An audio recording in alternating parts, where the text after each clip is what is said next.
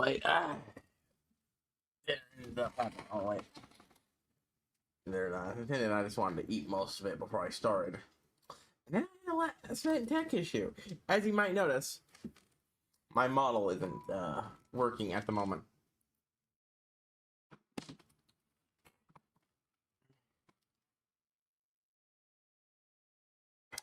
Okay.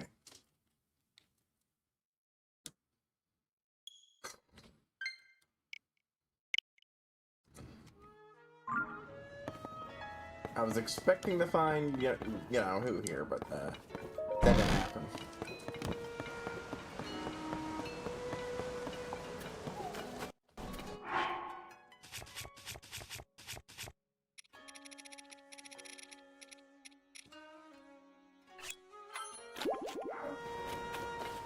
I didn't get any Korok hunting, but I did do a lot of marking off on maps.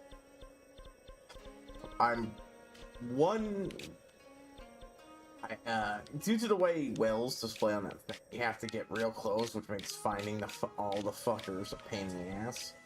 I'm missing one. Also, the checklist for caves counts every entrance, so that one's kind of off, and I'm not sure if that will affect my the map exploration rating. So I marked those two off when I accidentally marked them off on the checklist.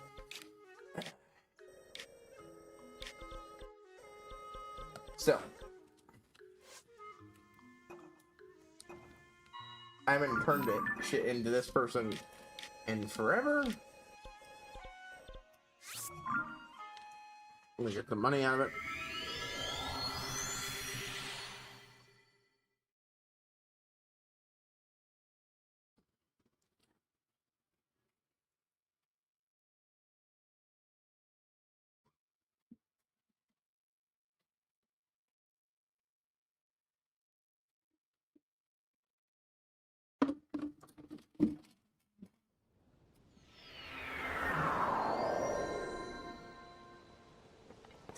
Yeah, I'm officially on team this game breaks the fucking lore, and it's entirely because of the ancient hero outfit.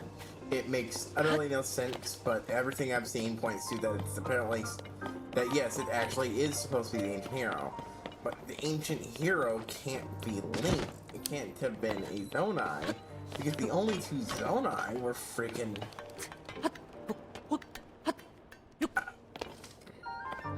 Monaro and Raru at most, but then that puts it way too soon for the 10,000 years ago battle. And I know 10,000 years ago in Japanese, the general sectional stand-in for, you know, long ago and all that. But still, what? I don't like it.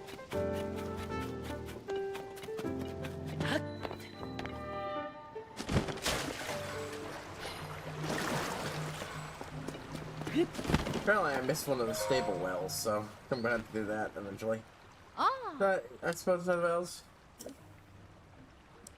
Yeah, towards me. Huh? Yep, got more for you. Ma.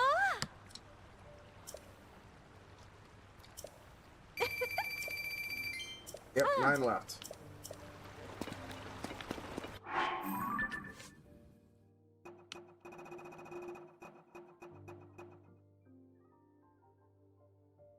Oh, that's actually oh, I was wrong. I'm actually 5 off.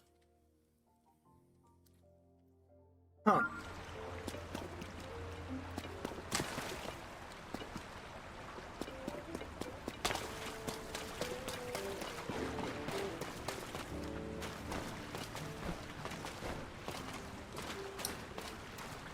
Now, frogs stink.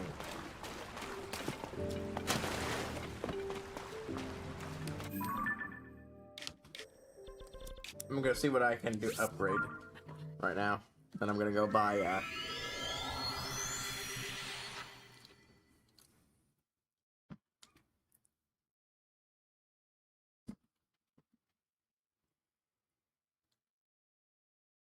but whatever ones I ended up missing on the checklist, I'll find them when I do the final search. Since just bring them up on the checklist, and then they'll take me to a spot on the map it is.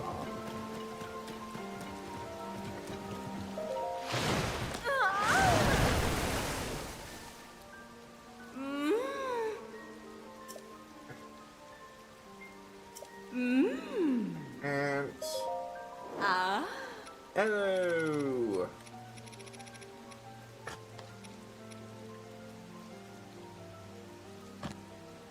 Sandbox.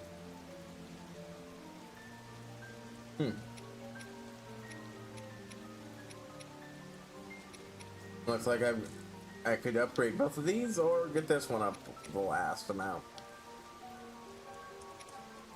Upgrade these because honestly, usually in cold places I use the snow boots. Anyways, we're gonna be focusing even more on side quests soon. I just want to do a quick bit of cleanup and oh yeah. What? Side questing or upgrading gear?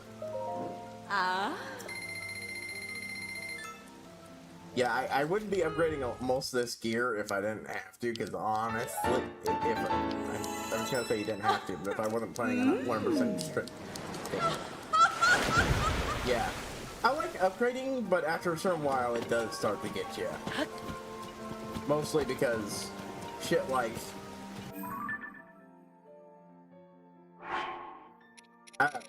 the fairies themselves, then this have an utterly abysmal upgrade requirement.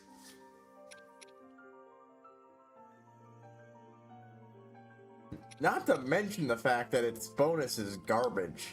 It's just another one of the Master Sword Beam up things. Honestly, it wouldn't be so bad if they also made it have the same effect as wearing the helmets. Just like, imagine if all these guys got an attack boost while you're wearing it. And yeah, apparently this, I've heard more stuff that this is, yeah, that this really is supposed to be the ancient hero from the portrait from the 10,000 years ago, which just, yeah, free pieces of armor, yeah. And so they tripled up how bad and agonizing it would be to upgrade. Doesn't make it any more pleasant. But yeah, that one's the one thing I can't square with the lore. It makes no sense. The only way I can see that making any sense is if the Link of that time is a descendant of Rauru, and he just, you know, looked more Zonai-ish than you'd think. But then that puts the time of the Zonai and the time of the 10,000 years ago way too close for my liking, because that limits the amount of times Calamity Ganon could have broken out, which doesn't really fit with how it was presented in Breath of the Wild, because that 10,000 years thing put a stop to Calamity Ganon's shenanigans until the 100 years prior. That was the entire point. They managed to successfully put a 10,000 year timeout on the whole the mice bullshit. They're told Link has to be Hylian. I'm not questioning him not being Hylian. The problem here, if he was a Goron or a Zora or something, it would make more sense, because like the Zonai weren't. The only two Zonai we ever see are Monaro and Rauru, and it's implied they're not around anymore. So, actually, you know what? I'm gonna go watch that memory again, because maybe I miss...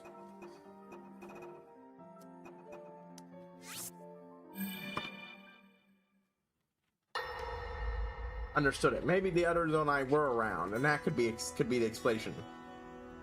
Allow me to offer you my deepest apologies. On behalf of the Gerudo, for taking so long to accept your repeated invitations. It Yeah, is you said our something about here desire to that be being the only accepted into two, the and the others protective not being embrace around. of your kingdom. To serve it faithfully. A welcome appeal, Ganondorf. I will accept your vow of fealty to the Kingdom of Hyrule. I understand that a single male is born to the Gerudo every 100 years. Receiving such an appeal from you, a hero to his people and a king by birth, well, it is truly reassuring. It is my honor. Yeah, well, you know what would clear it up, When huh? your Zonai ancestors first descended upon these lands long, long ago, they must have seemed to be gods. And now you rule as king, and have taken a Hyrulean woman. It gave us, yeah, that could clear things up, but it might conflict even more lore-wise. So, the Zonai came down sometime long before the events of the flashbacks.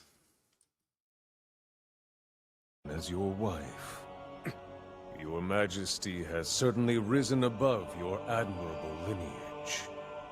Most impressive. It is unfortunate that the noble Zonai no longer Okay. grace this world That with answers their my question, presence. They no longer grace the world with their presence, which could mean they're all dead, or it could mean they just left to the spiritual plane they lived in. Which could then explain why, a Zonai Link is possible. He just, incarnated to one of them and then came down to the mortal world and such. This is all coincidence, it's just meant to be a fun lore like the Hero of the Wild said, yeah. Yeah, I get that, yeah. Yeah, it'd be easier to just brush it aside, say it's just, a neat reward and everything and such. Like, they clearly wanted to give you a similar reward to the Hero of the Wild set, but it would kind of be stupid to give you another green tunic for Link to wear when we already got his green tunic set and everything, Not only do we have all the other ones, but most importantly, the Hero of the Wild set is supposed to be his gear over anyone else's. So you would give, what, the Hero of the Kingdom set, and it wouldn't really work,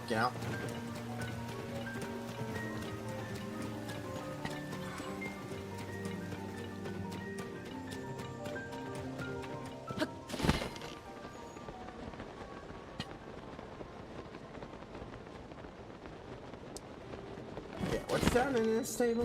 No, not stable, but this hole. I know the fate of the Zonai, yeah. Yeah, I acknowledge it's I originally interpreted that they're not gracing this world thing to mean they're dead. But yeah, it's entirely possible they're just alive and continuing on in another plane of existence perfectly fine.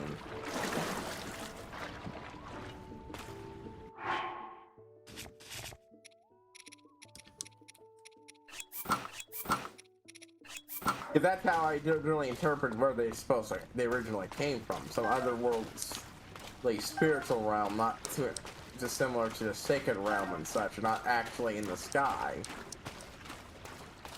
And if so,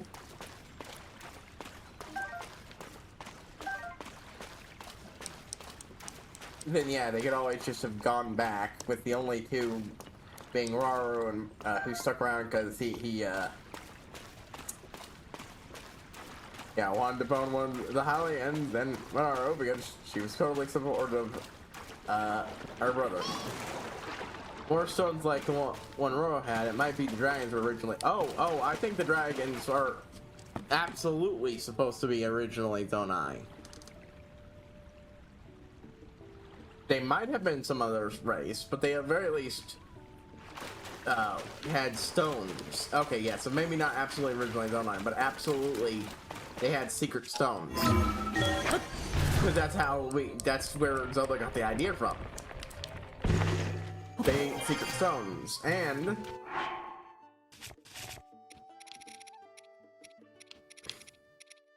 if, hold on, let me pull up one of the pieces of gear.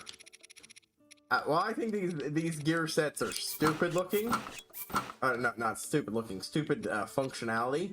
They look great, and each one seems, both this and the ice one are themed along one of the Naedra and Dineral as the dragons.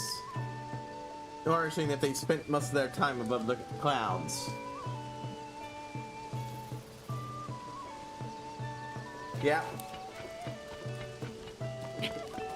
Yeah, it could have been them actually hiding above the clouds like Zelda was, or I like to again interpret the fact that the holes in the last game of them, yeah, doing the whole tearing a portal thing. But yeah, given that this is supposed to be an ancient gear set,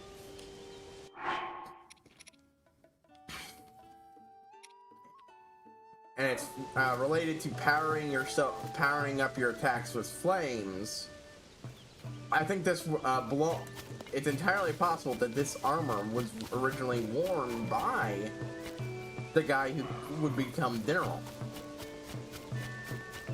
The same for Naedra's set.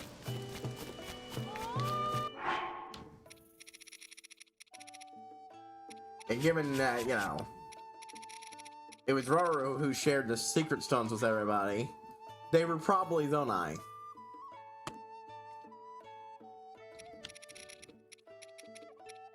Not hundo guaranteed there, but still.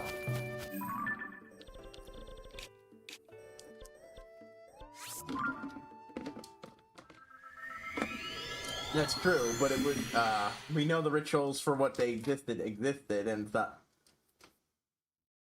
that's very true. I hadn't accounted for that.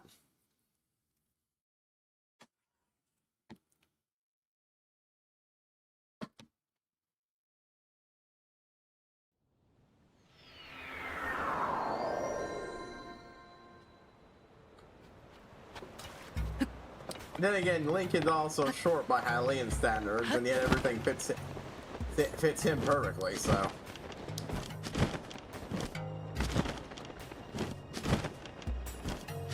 Hi.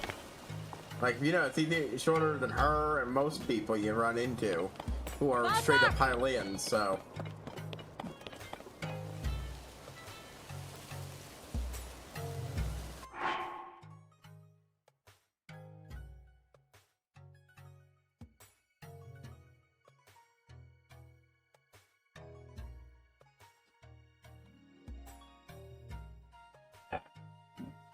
But yeah, I had to do what I came here to do and finally get a hold of those jewelry things.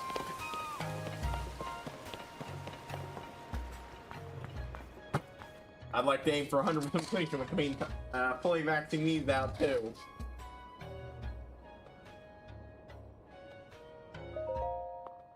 Vasak. Oh. Want to know how Roru's height, huh? Well, all we know is that he was definitely bigger than Link. A lot bigger. But when his arm replaced Link's, it shrunk down. Oh. I mean, I think they're supposed to be fairly, at least somewhat tall people, if not, you know. I think they're, you know, generally Sidon size. That's the way I'm interpreting it. Oh. I really kind of wish they left the, wait, shit, okay, wow. That really did burn through all my spare rupees. I was afraid it would, but still. Buy from me so I can afford to replace some of my gear. Okay.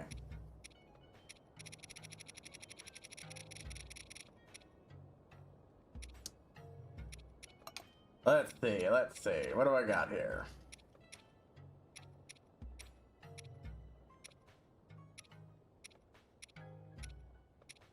Anything in excess? I miss being able to give the one guy meat. I don't know what it is exactly, but it's definitely short. People have, I believe that we might have an idea of how tall he is, real world size, based on the kind of horses that match up to Hyrule's horses.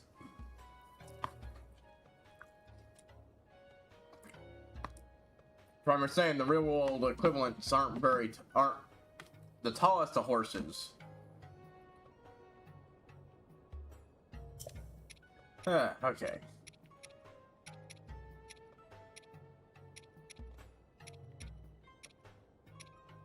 Let's see, what do I have here that I could easily sell? Don't want to sell any of these, I need them. This stuff, on the other hand, I don't use a super lot.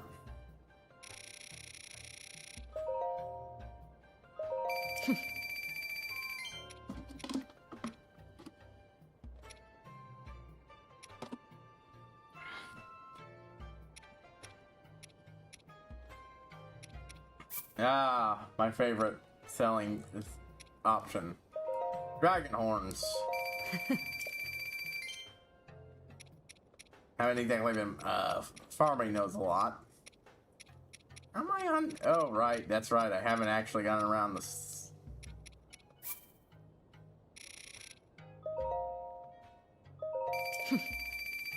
Farming on him in a while.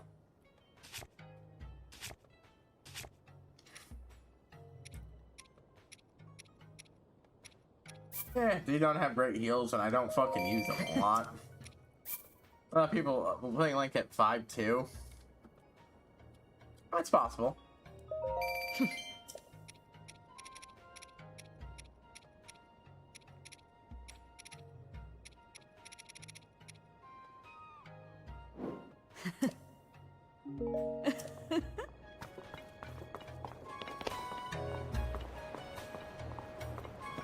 Hi. Let's see. Alright, I need to buy that last thing.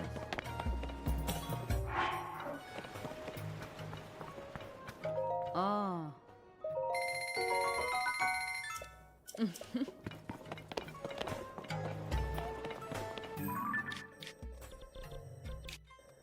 Now for more upgrading. I probably should have done this first, but make him a whole foot smaller. Yeah, that's not the writing. Link's generally. Yeah. The way he's depicted in game is he is shorter than a lot of people.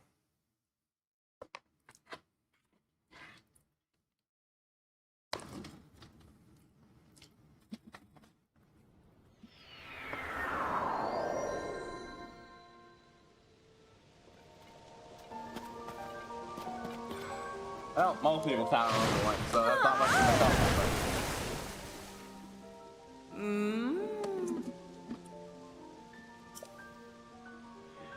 Okay. So yeah, it's funny to realize that, yeah, this great big strong hero who's so strong he is literally shattering weapons that he wields.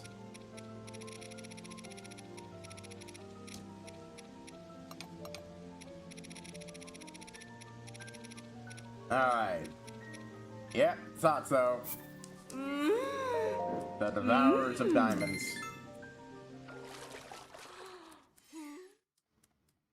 I'm pretty sure this is the only thing I'll ever need diamonds to upgrade, though, on meaning it. If I ever. I think that I can actually sell it to that one lady for lots of money.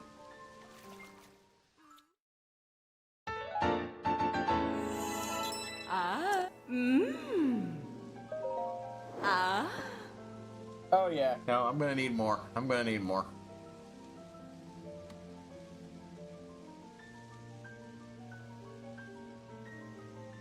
Can we compare this Ganon to Ocarina of Time Ganon if we could just use that game's hype for him?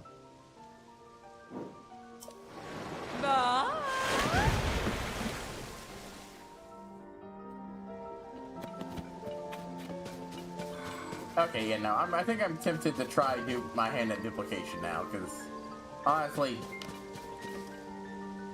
these money limits are chafing, and no, I'll wait.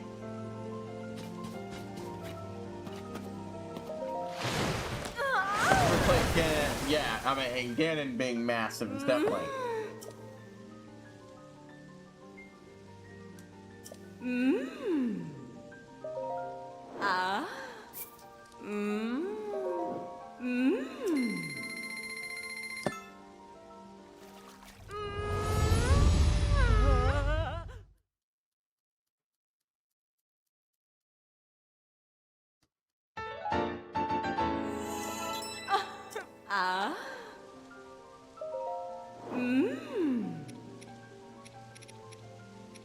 I think I'll conserve the rest of my money.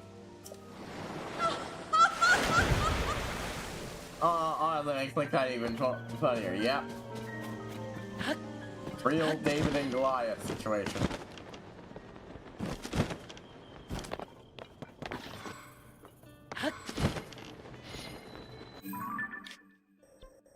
I was gonna, like I said, do I was very tempted for a moment there, but I decided, nah, I'm gonna wait until I'm done with most of the quests, because maybe but then it would make the whatever rewards I get feel a little invalidated.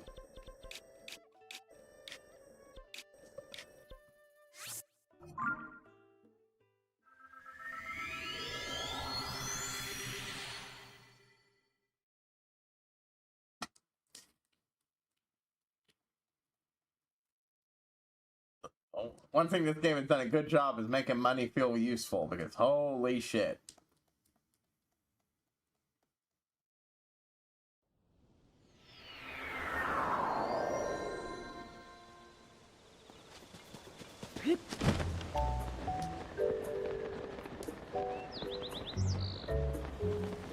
I do wish the stages would work in villages and such. Pulling makes movement fun. Boop, boop. Or more fun.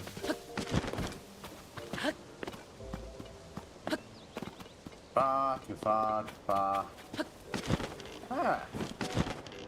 What ain't Professor Link? Wow, 2. Hey, Tanya, what do you think? It's tasting, aren't they?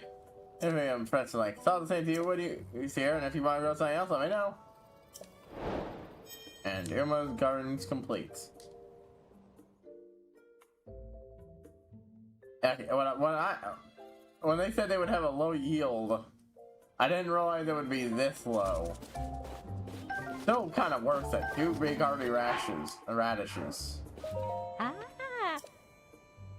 Good shit.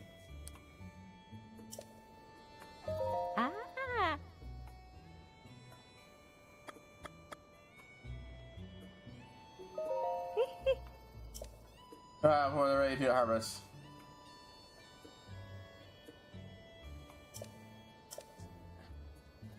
Okay, so they'll keep growing on. Whatever I gave them, it will just keep going. Oh, wow. Yeah, the only character we can give almost from high to is Ganon. Damn.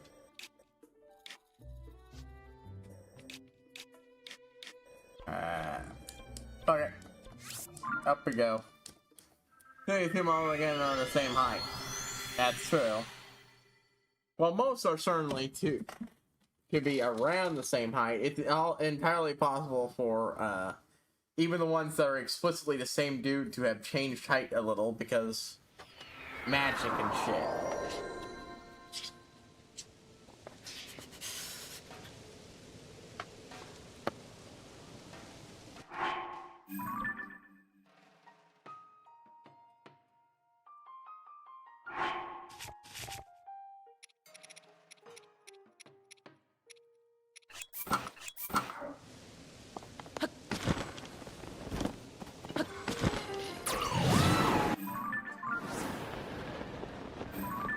Okay, I miscalculated where that fucker would be.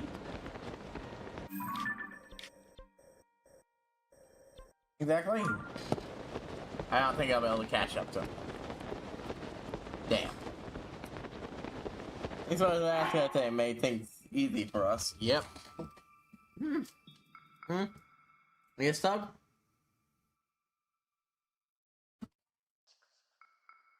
Alright, I'll finish in a moment.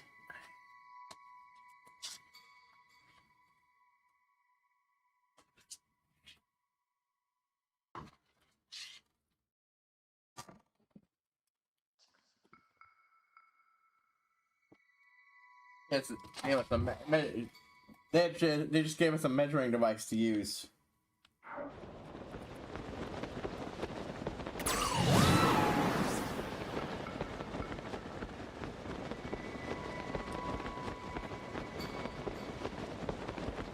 And all we had to do was compare length to others.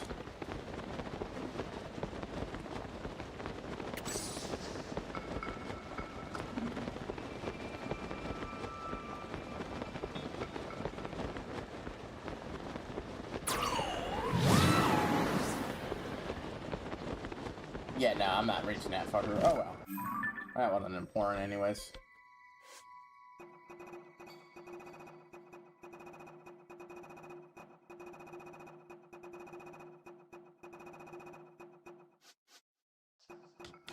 Let's see. Treasure Awakening 2. I want to do these? Yes, okay, fine. I do need to get these gear. Okay. And West Nicola stand 2. That one's fucking up. These ones are... I'll find in a cave hunt. When I do the cave hunt. I'll leave those for later.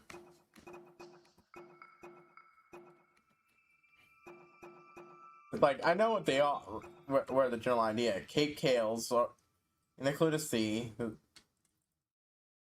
Look for a cave. Cave. And Howfields, in the Coliseum, there's a cave. So, you know, like, I know generally where they are puzzle-wise. I'll just, you know, find them when I go hunt down all the caves.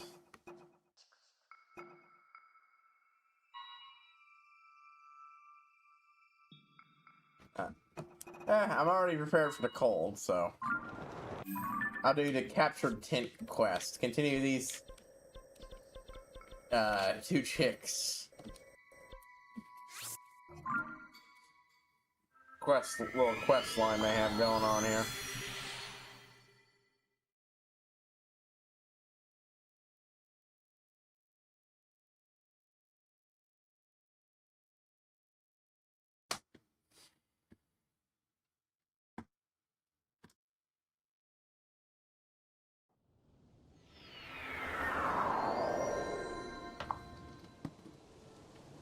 Once I get all the ones that are currently available done, I will, again, looking up what else I can do.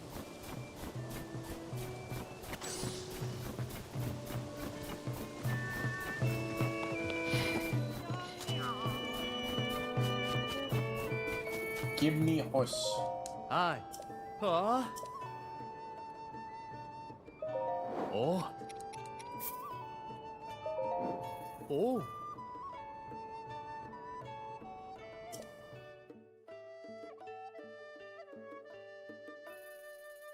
That reminds me, I need to get around to...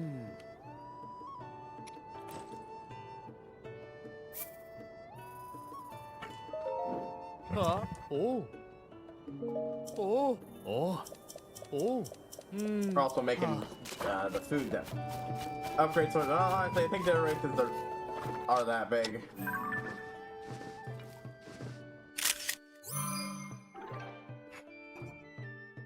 Yeah, that's the last horse for the compendium. Still don't know what animal to go there.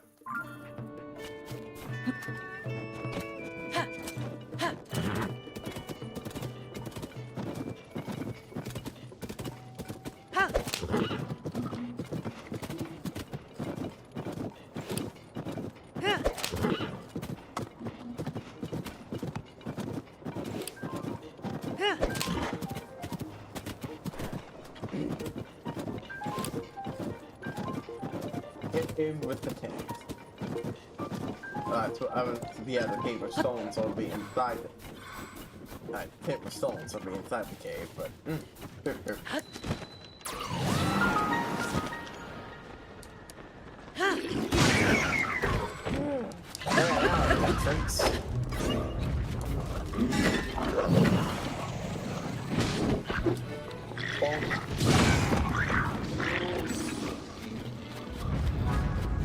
completely annihilated those guys in nearly an instant. Ah, that's good shit.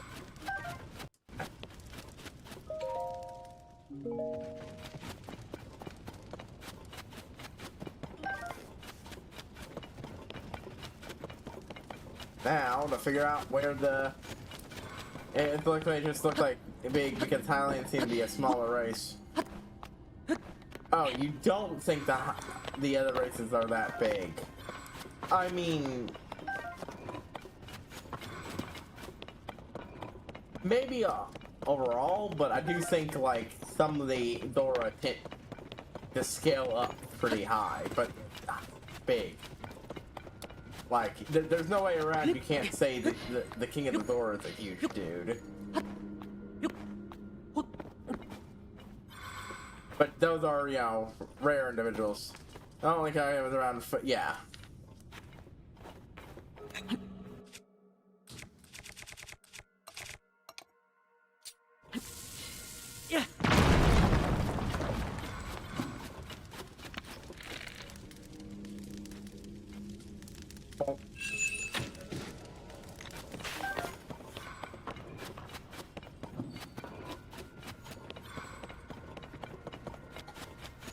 I could easily see the Highlands of the race that trends smaller than the others, but at the same time, I do think some of them would probably trend bigger on average than real-world humans do. Mostly the Gorons, really.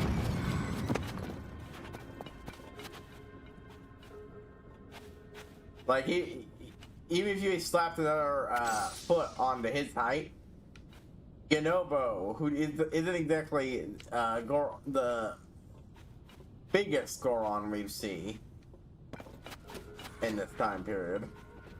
The older Gorons look a little bigger. It's still a lot bigger than him.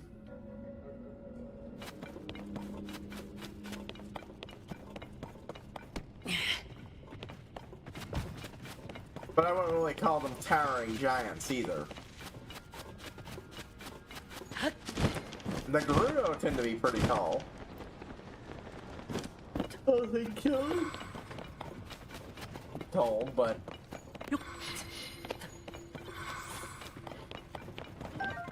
again, that might just be a matter of being, you know, somewhat taller than real-world humans would be, rather than giants or anything.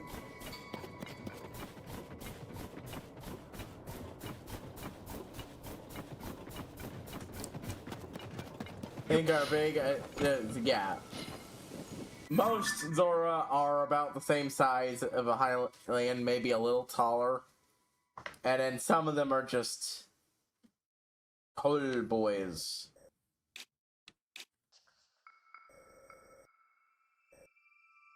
Hey, time to mark this cave off. Mount Drenna. Mount Drenna.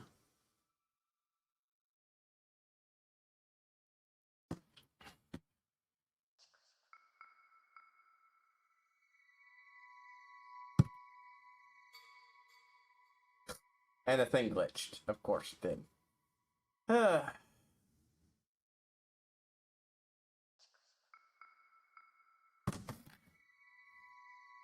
Our average will be around 6, and they can be really tall. And it would go well to explain how Gandorf is so tall in general. That's just, you know, what the Toronto tin like. Friend of like.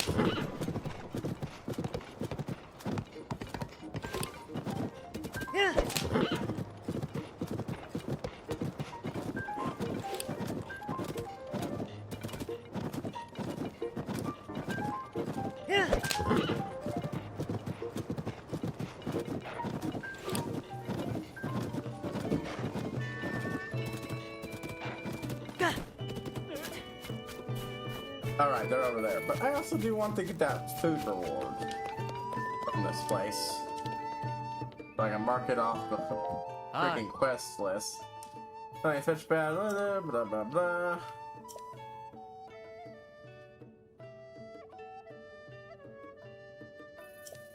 Oh. Really yeah. I think the Rito are probably just on average about the same height thing. They've never really, oh! An actual 5x thing. Oh. Or, wait, hold on. Is it 5x or do I have, okay, just 5 of them. Oh shit, that's a stamina booster. Alright, I was expecting cold thing. That's actually really good.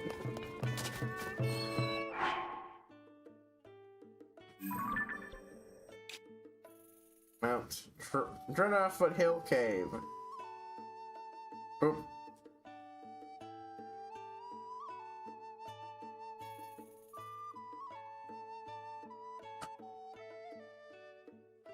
That. We just don't have enough games to change far too much, yeah. Their shtick, at least in this game, seems to be they have a lot of dimorphism, but in the last game they were in, last games they were in, there you go. A fairly standardized looking race, didn't have a lot of dimorphism. Here they tend to take on traits matching different kinds of birds.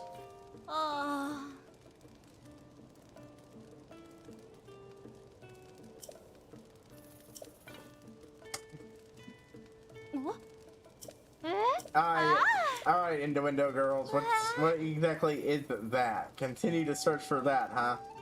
Yeah, so here you go. Spicy steamed mushrooms.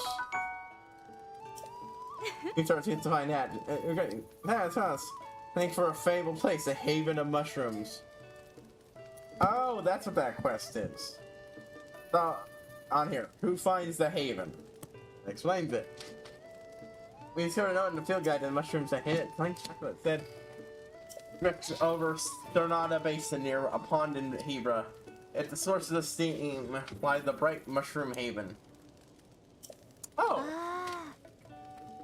I'm pretty sure I found that cave. Hey, but good. Strange little note.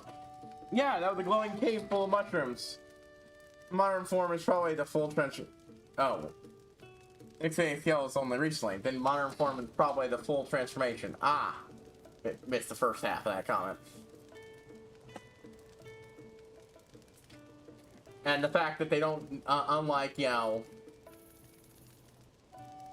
in Wind Waker, they don't, there's no Walu around to give them their flight. They just have it.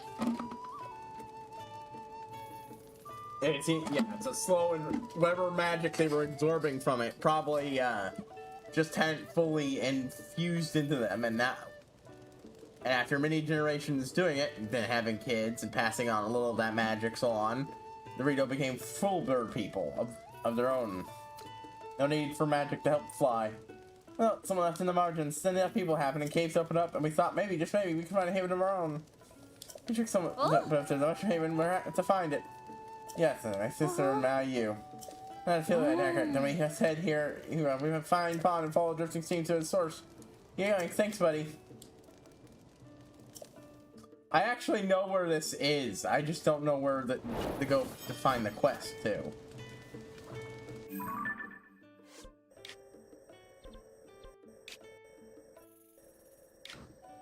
I found this thing somewhere in one of these caves. Oh, probably there, actually, now that I think about it.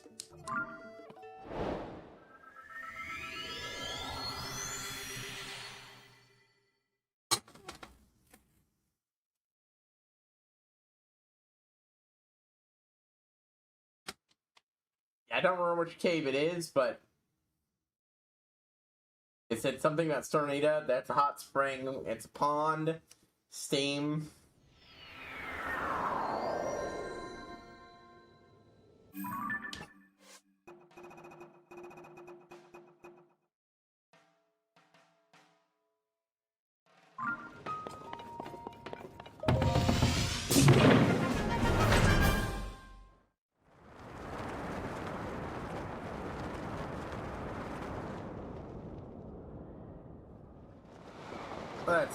Let's see. I'm pretty sure that's it because I'm marking it with a food icon.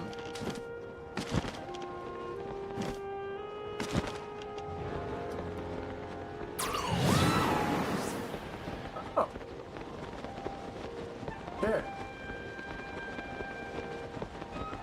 I missed one of these things.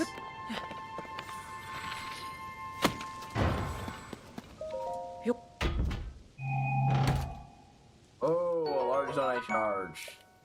I'll have to use more of those.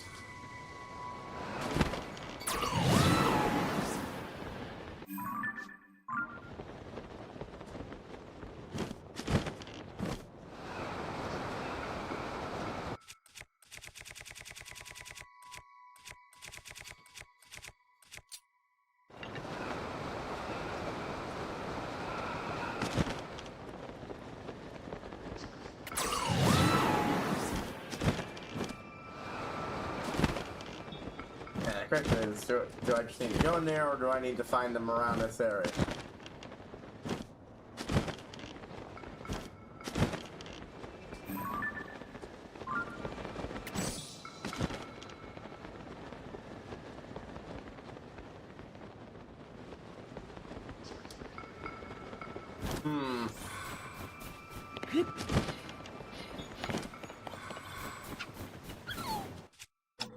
Now I have a picture of those guys.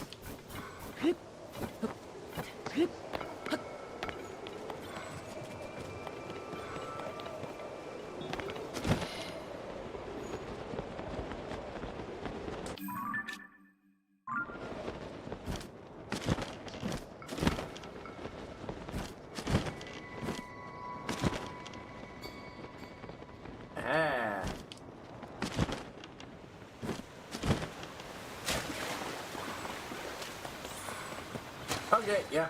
Could it really be here? If you need evidence, but you see that with young Dorito and the Wind Waker, you're not going to the scale showing it does affect their genetic evolution, yeah. Like, they haven't accepted the scale yet, but they're still Rito and not Zora, so...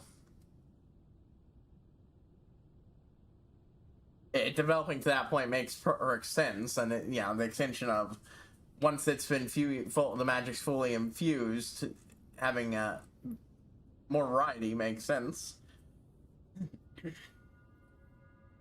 But again, so did Zora. Zora and Goron used to look a lot very samey once upon a time, and then well, the Goron started showing more differences come Twilight Princess. The Zora didn't really hit their stride with variety until this game. And I'm in the right place, no doubt about it. I wish we could see some older style Zora mixed in there, one or two of them. Now that's gonna be here to see, because I think it's nice, except not so right, is it? No, good point. I mean, it's not here, but I mean it's not close somewhere. Somewhere down here must be our shining mushroom haven. Now, let's find it. Let's go, Megan. Breath of the Wild changes are simple to explain. Just some, evolution over time, things like that.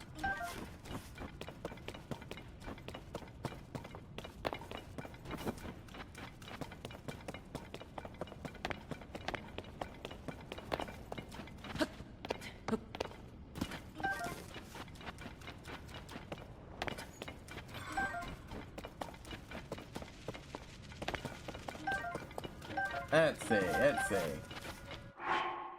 think I'm gonna switch back to one of my stealth gear sets. Aha!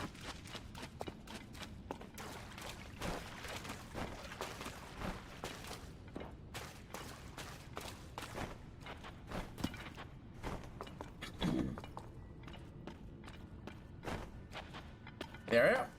Found it. The family is not from Hyrule. Yeah, it's not the generation that arrived, yeah. And that could have caused some change to happen over time elsewhere. And it's not like the Zora haven't massively changed their looks over the course of the series. Before, so... Going from fish monsters to fish people, to sometimes both, like in Link Between Worlds. Hey, the bright mushroom haven from the field guide. Now, how totally completely amazing. Sure, yeah, perfect for them to go. If there are so many different types of stores in here, Mushrooms of Haven. Here we are, standing right in the middle of it. No, you got here first. Haven, actually, this mission field guy is right. That's fun. Totally worth all the effort. I'm saying we couldn't be the first to get rid of this place. Yeah, but the person who found it, you earned the spot here to see your parents where.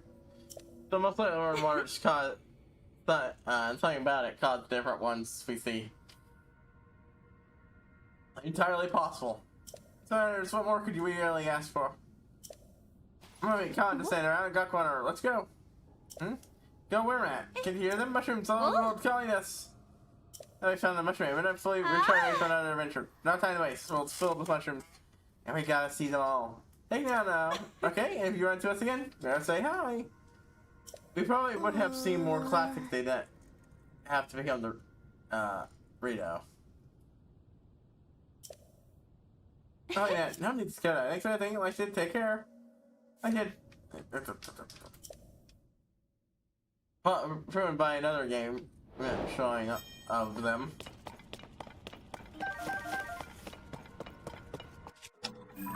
Let's see. Bright caps. Mushrooms. Demolish rooms. Party truffles.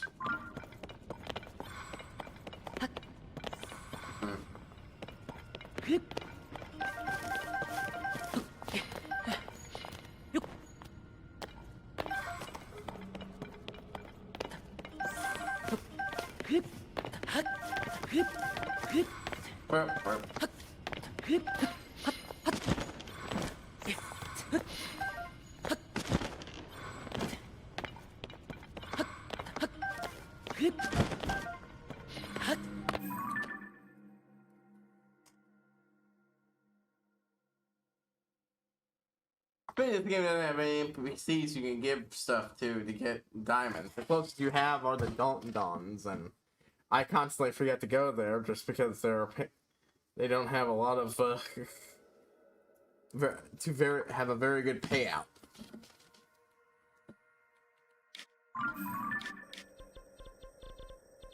Speaking of, it's been a while, so I might as well take a visit to them and beat them.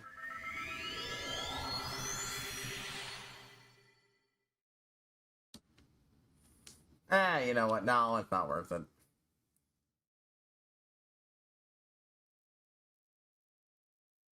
It's such a pain in the ass to feed them and everything.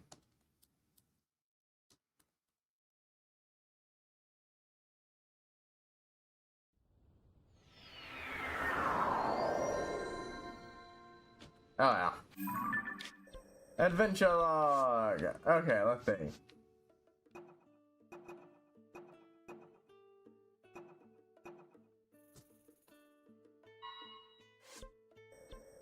Well, let's see. Somewhere in between these two fucks is a,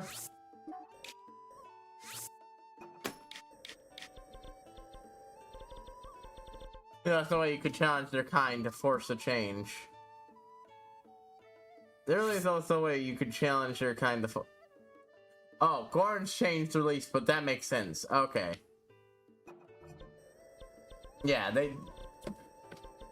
the most we got is a little variety within themselves that makes perfect sense. Older Gorons becoming more craggy and mountainy, so to speak, as they get older.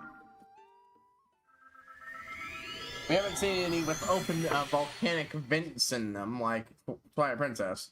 Or was that a concept art character for Twilight Princess, I remember?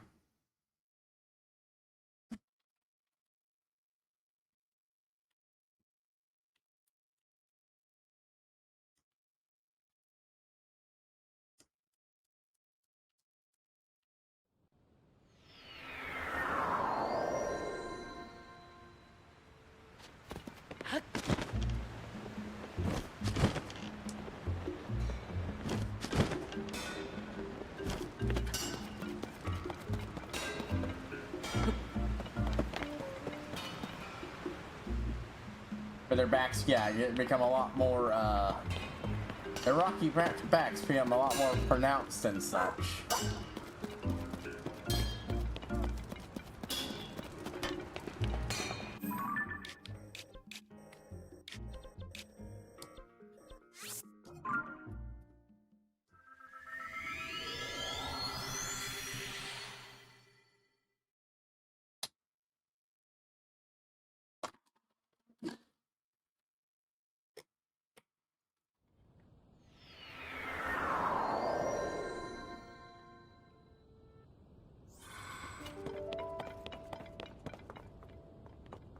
Okay.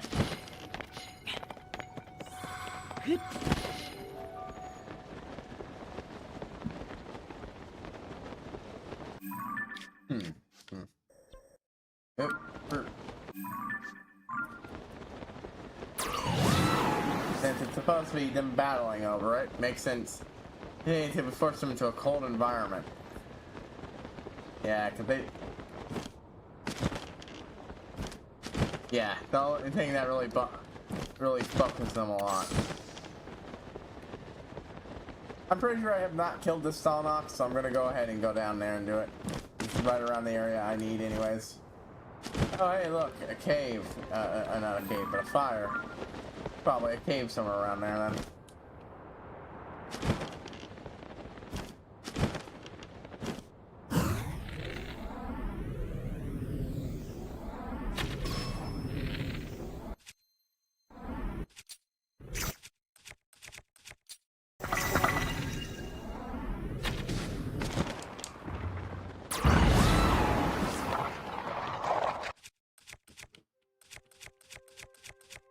What has them changed them is their what has changed for them is their lifespan. Yeah.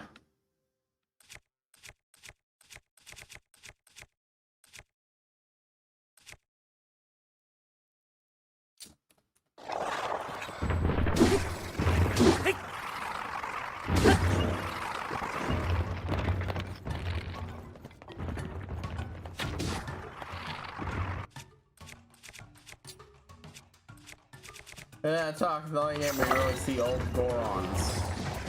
No. We also saw old Gorons in Twilight Princess.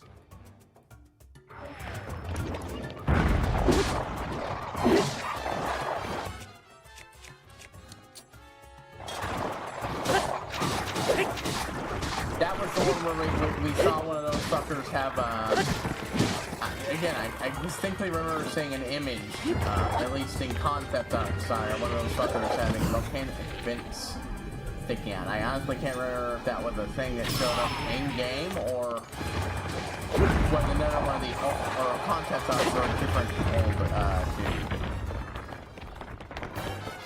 But yeah, you got the free keys to unlock, what's-his-face, his prison from the old Gorons in, Twilight Princess.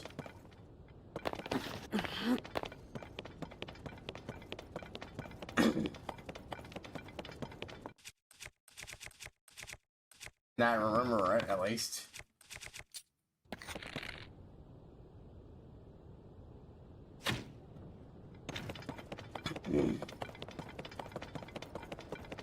Gimme, gimme, gimme, gimme, gimme, gimme, gimme, gimme, gimme, gimme.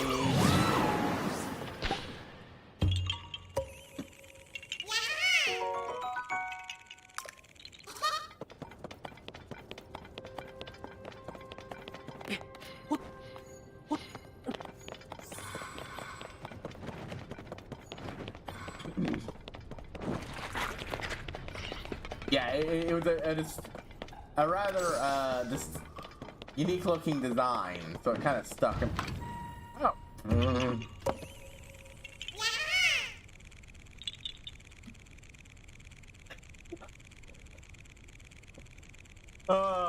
Okay, that one deserves. Nope.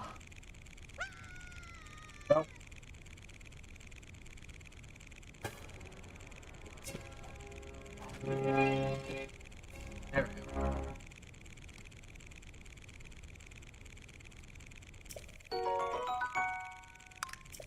That one deserves an extra bit of cheer for accidentally having one of the pages find the Korok.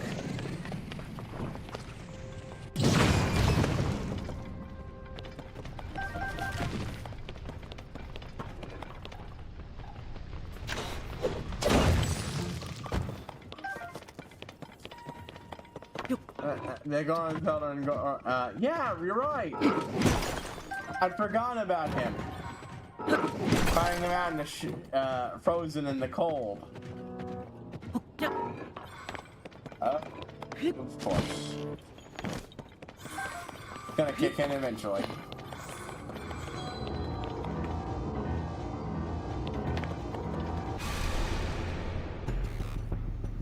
When the Hey, glow we of the almost never see bloodstained older moon Goron. shines upon the land. Yeah, I forgot about the dude Mordor's mask completely.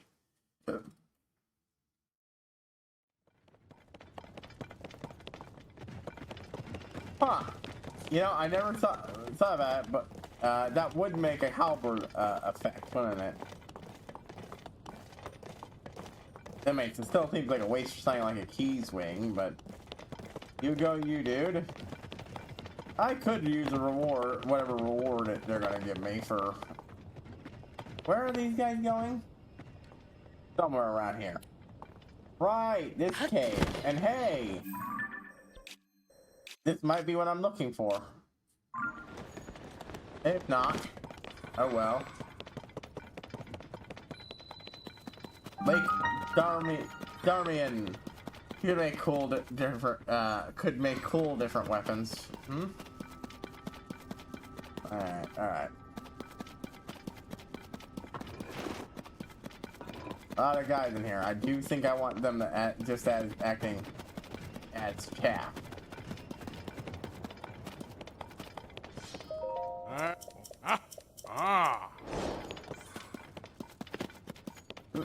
Oh yeah, you could almost make a scythe since that.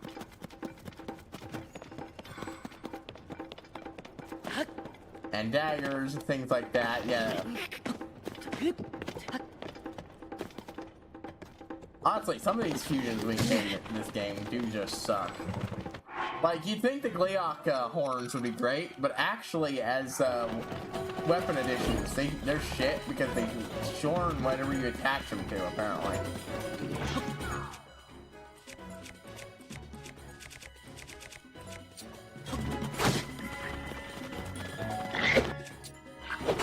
You, god damn it. Okay, good.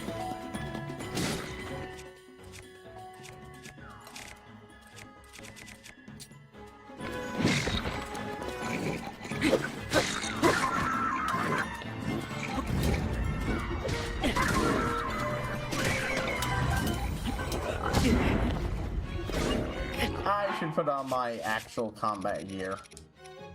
Yeah, instead of my stealth gear.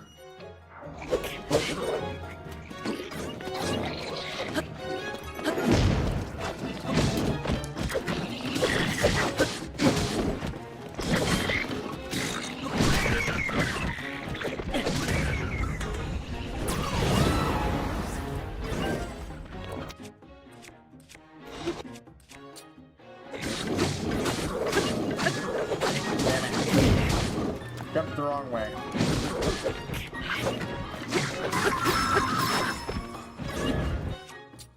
Oh.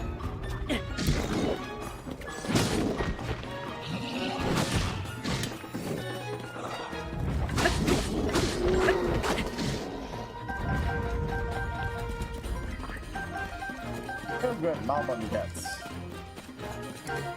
Ooh, awful.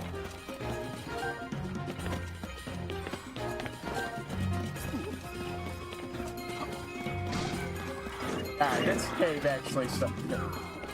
Yeah, I've been in a lot of caves in this game. I think it's the first one that's really felt samey. With another area we're in. Hey, that was the last of them. We want everyone to fight so bravely. Thank you for your help, Link.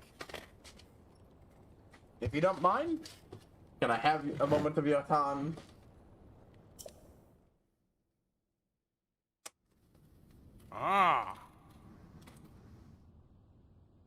I wish wings weren't shit. I know there's a way to get an infinite wing. That's really great, but I abandoned that after my first attempt to go down the hole. It didn't work. And if you didn't make it, the scythe in it, call it that, yeah. Yeah, I do think, wielding a scythe would be cool. I do like scythes. I don't care, like, I think carrying that pain sword or hurt. Oh. I think so, Ruby. Oh.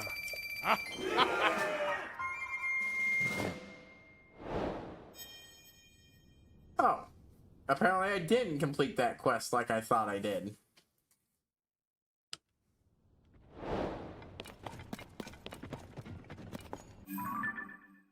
Well, alright then.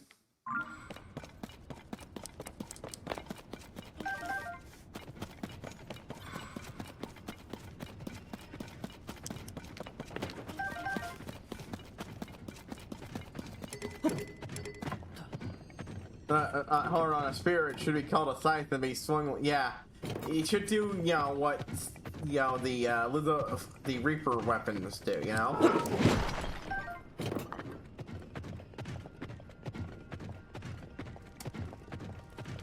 Well, I haven't used any of that very limited resource for it. It really does kind of suck.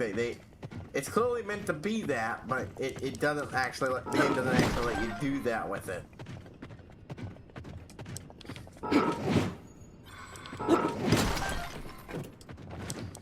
Honestly, one other thing is I wish you could, if you attach a wing to a shield, you could glide with it.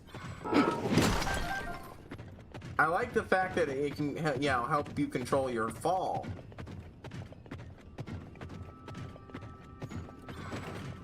As an added bonus on top of the gliding gear, but I do think it would have been better if I could air surf.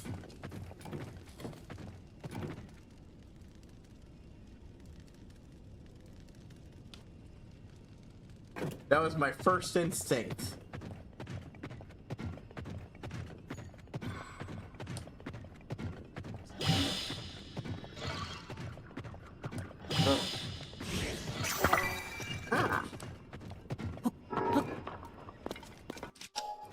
Now I know where our living friend is.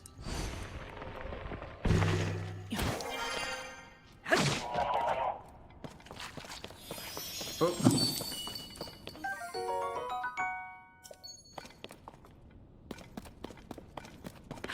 Down we go. Oh, I almost missed that green rupee. What would I ever do without that one rupee? Or that adding a fan to a shield effect? It actually does. Oh, wait, no. Gliding more. Okay. I misread, yeah. I wish it lasted longer. Some of these things burn out way too quickly for the effects they do have. Either make it more powerful or make it last longer.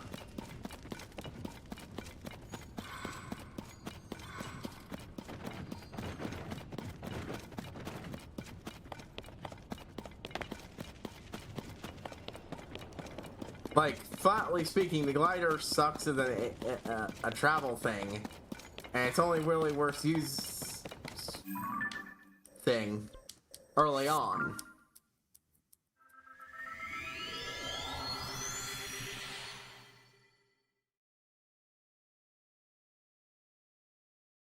But yeah, a reliable method for the control stick, just, you know, make a goblin glider or a motorcycle or a...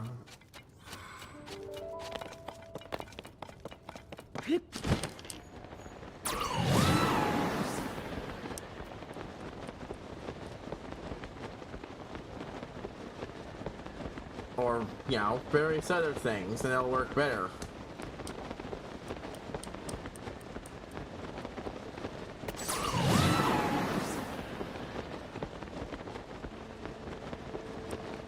Come on, you bastard. Charge faster so I can get there. Shield swimming was given a buff to make a more prominent way of travel. Yeah, I mean... it kind of gets that when you use a cart and you're smart about it. But I do wish homing carts lasted longer than they do. And would travel even without momentum.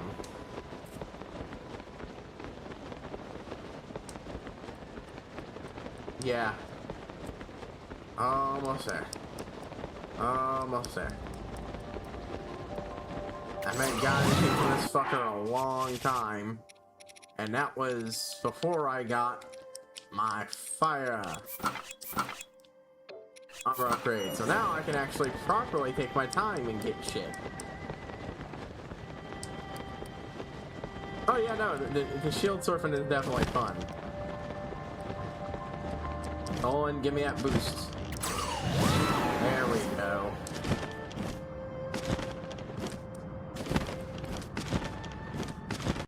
Where are those spine shards? There we go.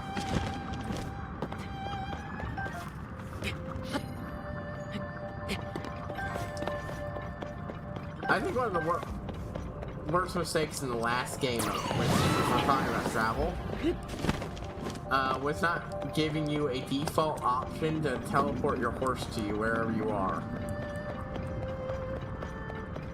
Because, like, what it means is that using the horse to travel is massively disincentivized for most of the game. Because, like, the best place to travel with it is Hyrule Field and such. But Hyrule Field is infested with fucking guardians. Why the fuck would I go there? So, while it's helpful for traveling around roads and such, a lot of the time, if you play Breath of the Wild, you're just going to tell the roads to go fuck themselves and just climb up shit. And then, oop, now you don't have your horse.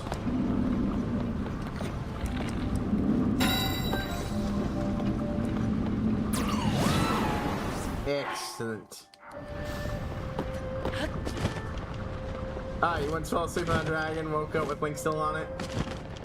I did try doing that once with one of these guys. Not him, obviously.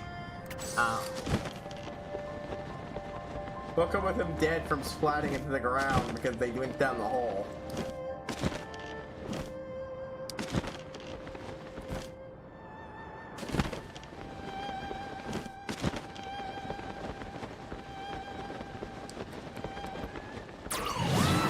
Nah, it's best to just start up here.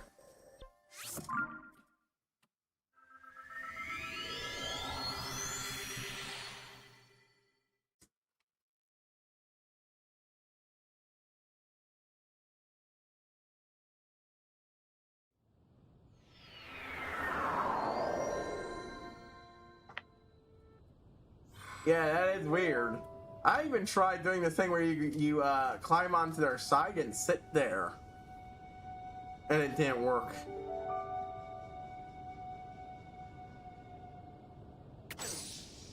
For some goddamn reason.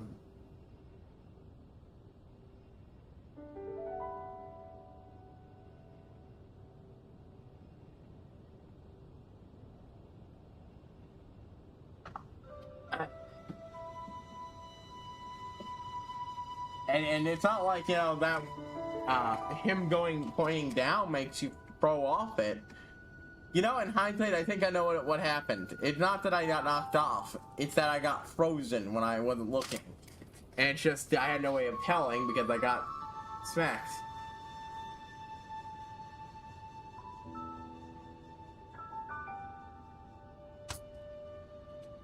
Hi, friend. I'm sorry to say when LoZ, I can see on Discord. My name is, yeah, oof, yeah.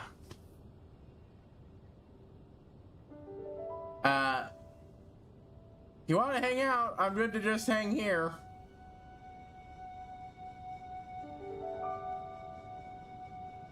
Yeah, I've had a lot of bots over time. Oh, and people who were, maybe not bots, but definitely scammers that try to come up and be friendly and shit, and just like, ugh.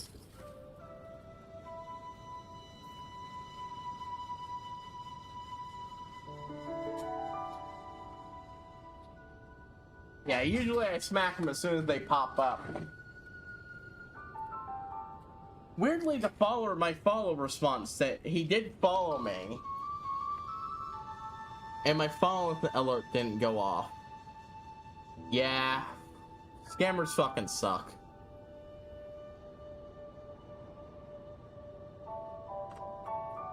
My general response is not to trust people, and if I think they're sketchy, just stopping interacting them with in any shape or form.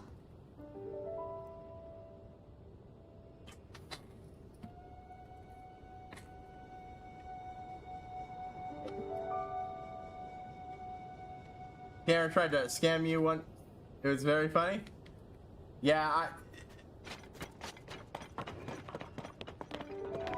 a funny experience I had with a scammer for me would be when I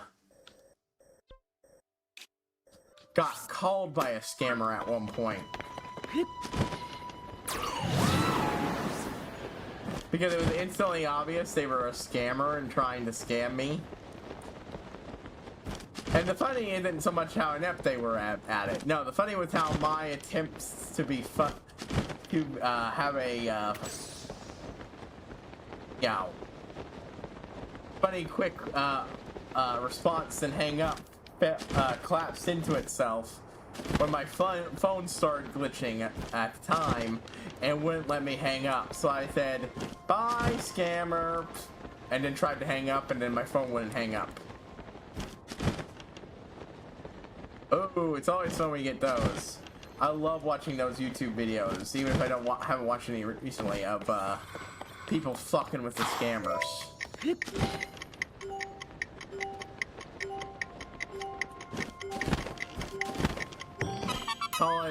Calling into the call center and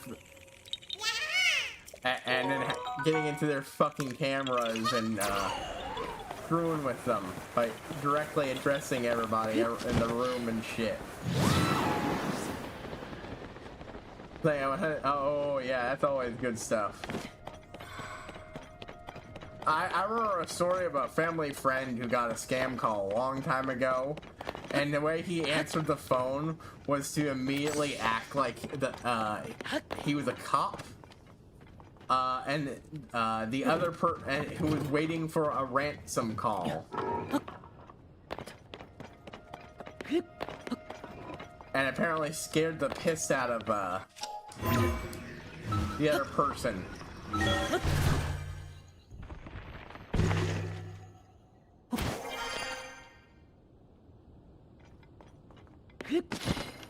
By making them think they'd walked into that landmine of a situation. Hey, there was the thing we're looking for. I mean, it could not be a cave, but... Ah, there you are, Yunobo. Send me some bombs. Boom.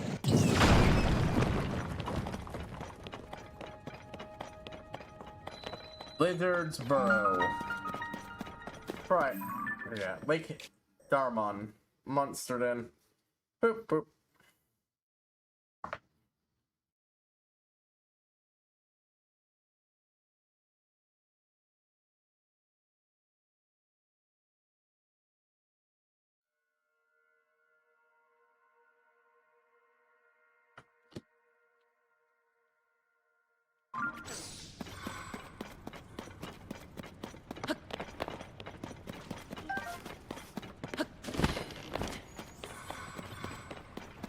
Let's see. Boop, boop.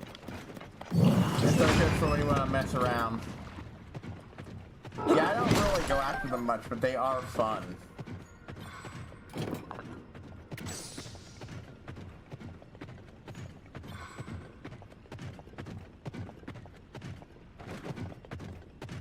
About where dump stuff you want to unleash it and unleash it on the horde.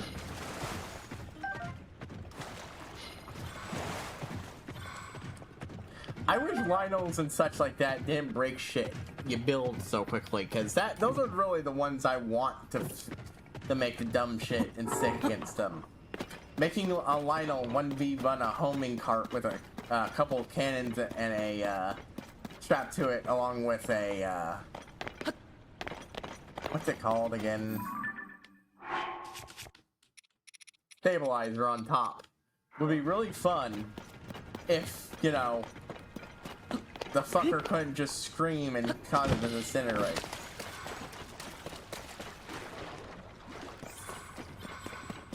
Oh, where are you, Mr. Booble Frog?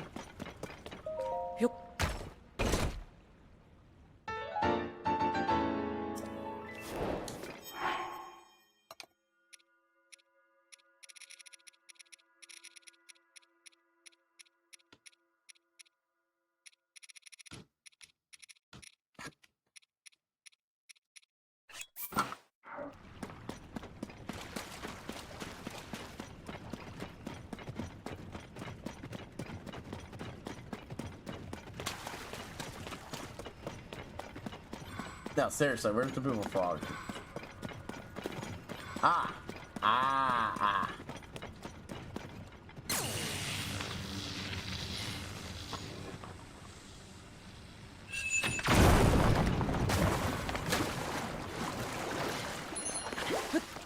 Why waste another explosive when I can just take shit out with good old Riju?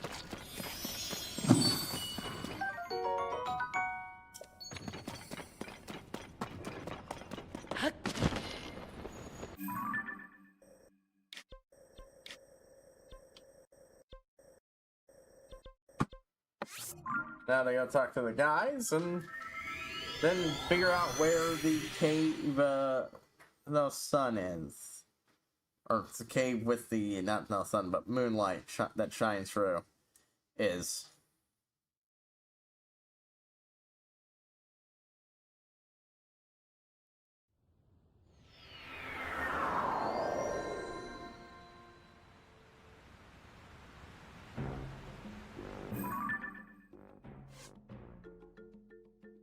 Let's see. And trigger at Lizard Lake. Whoop whoop. Yeah, team me up against me time for anti-zonite. Technique passed down from generation to combat technology from since ancient times.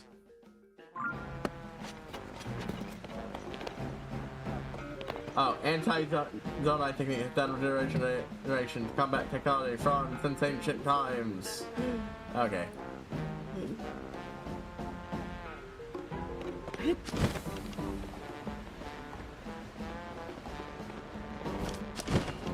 Ah, speaking of combat tech, I actually still have one of these things favorited. Can't exactly show it off here, but you ever see this thing?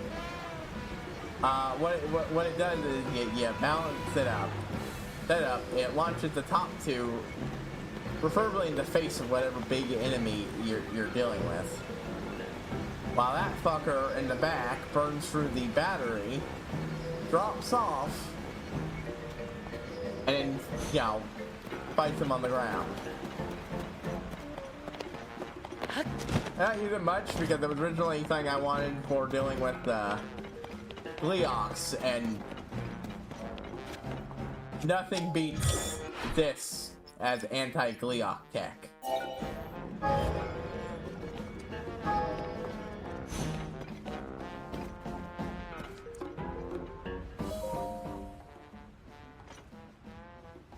I mean, is that what you're decked out in?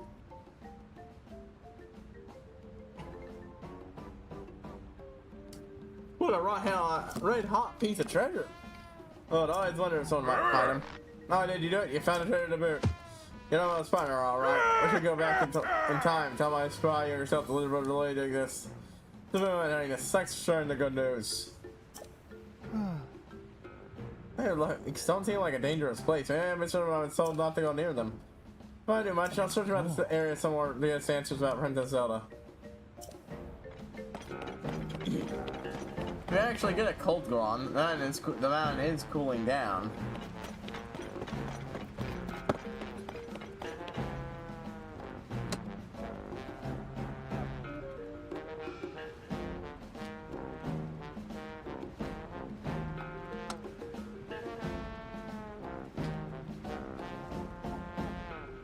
Well, that depends on if it ever reaches the point, you know, that their hot springs stop working. That's when they start having to fear the cold.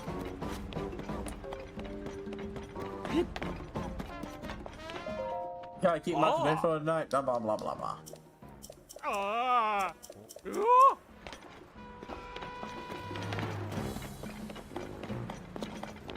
One thing, in our game showing more of the story after this point in the timeline. True, true. One thing I found out that I think is a little disappointing here about at this point is since these helmets were originally amiibo gear and everything, one thing apparently they did is that they worked with the that if you leveled up to level 2 and wore them with the ancient, rest of the ancient gear set, you'd still keep the the boost to using ancient gear. So these were excellent, these were really good equipment that let you keep your armor bonus while getting the occasional other buff. And then it, you know,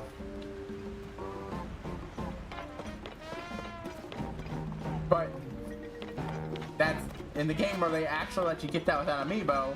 Yeah, I missed ancient gear too. I wish they had left a few more pieces of ancient stuff behind. The only thing you got is the ancient blade. The very little you find inside the lookout towers, and the stuff in Robbie's base, Robbie and Purah's base.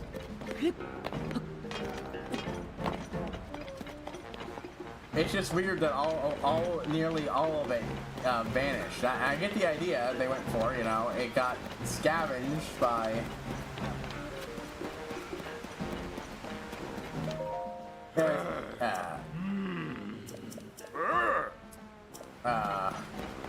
I presume it got scavenged anyways by Purah and Robbie. I do kind of wish, you know, speaking of stuff, I kind of wish Robbie got a rejuvenation too.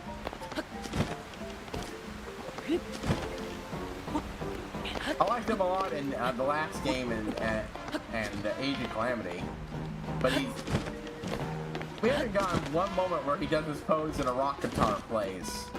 That's kind of sad to me. I really liked that bit. It made him really endearing. The character. He had a great showing in Age of Calamity. It just maybe if he got youngified, I just feel like we get more cool shit with him. Anyways.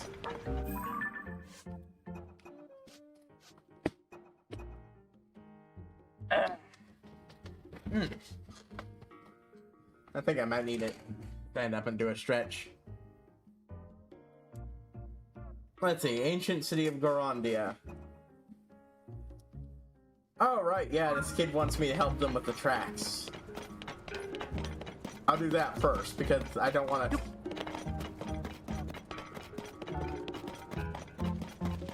but yeah, like the...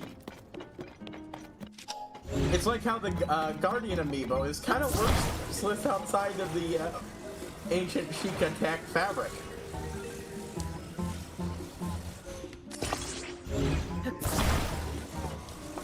Huh?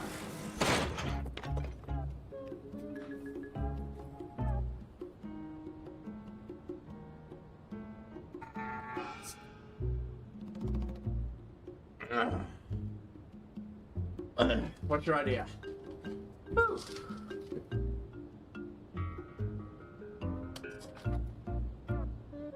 I gave you the Master Cycle.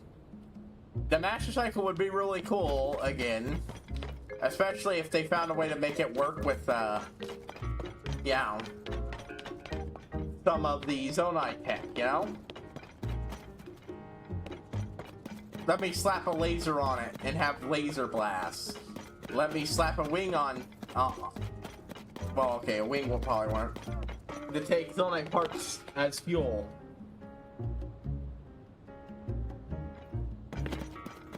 That could kind of work. I think it'd be cool, or that would still feel a lot like the last games, though, where you just shove anything to its fuel. But like combining with Zonai parts or something, so it now has laser weapons attached to it that you can swap out for, you know, laser or fire. Yeah, sort of like, you know, Minaru is. It shows it off and lets him do his guitar thing. That would really feel in the spirit of the character.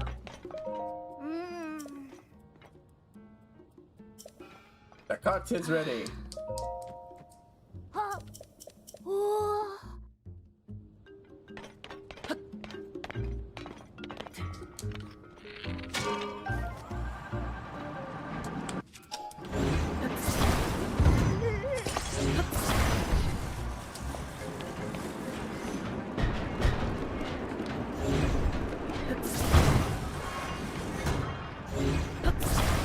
Come on.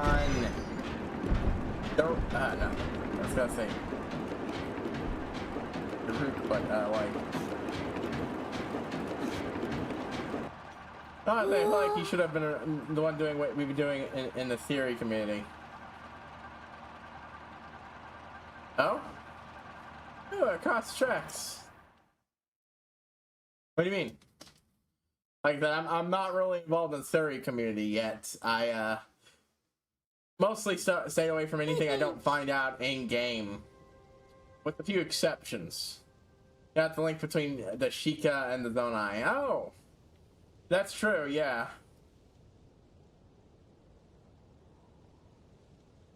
Like, we know the Sheikah built their stuff in, you know, the labyrinths and other such, co-opting some Zonai shit here and there.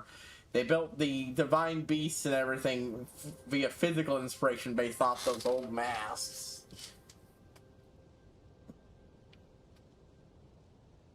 The ancient hero may or may not have been a Zonai, so... Hey, it's super fun here. If it's fun, I tell you, it's Gordanians around here. Hey, you're still here? It's so funny. I was trying to second for a Gordanian. Oh, you probably want to board, huh? It's, Gordanians, hey, filling out for those. I found, throw out some plates just for me. Yeah, well, who knows?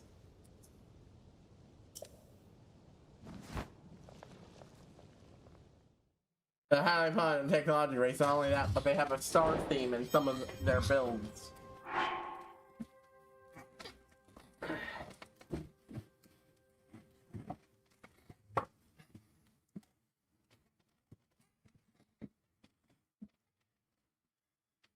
Yeah, I plan on doing a deep dive when I finally get around to actually, playing.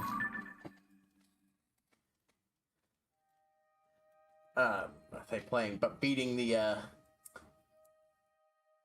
game. If not finishing it.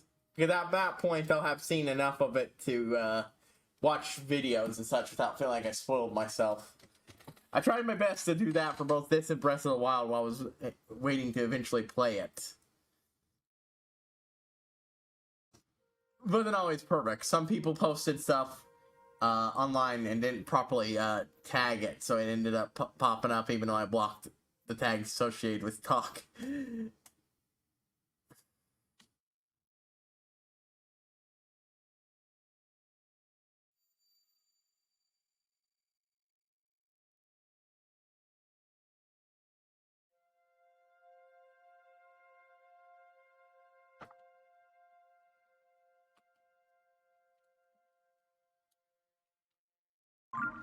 Mostly that comes down to me almost being spoiled by an image of your girlfriends have turned into dragons therapy club that had Link in it. That happened the day after I put together what happened with what's going on with Zelda. Day after. So, real close call, that one. And the only other one I remember being spoiled on was the general appearance of Purah, and yeah, that she was no longer a kid.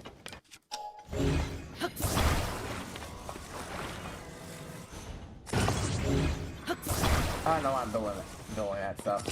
I know there's 2 missions right here. Anytime, any day. Safety. The only way. Customer, welcome. Final fish filling, long-awaited attraction, Minecart Land. They made it, so the safety is all up to snuff.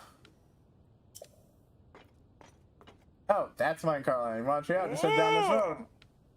See the sign that says Minecart Land. Go just past it and then hang a left. Have yourself married all the time, yeah? If this is...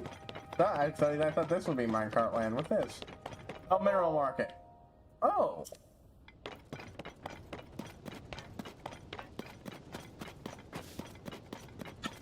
I'm trying to find this guy. Sells flint. Don't know if I need any flint, but...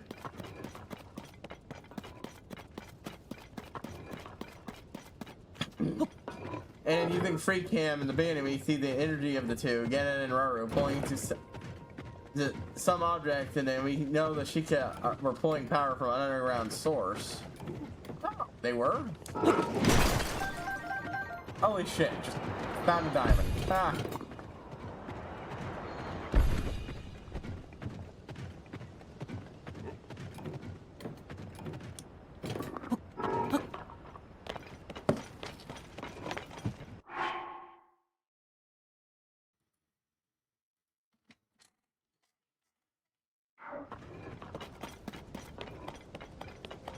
Yeah, I didn't do a deep dive of Breath of the Wild lore because, unfortunately, by the time I played Breath of the Wild, this was out.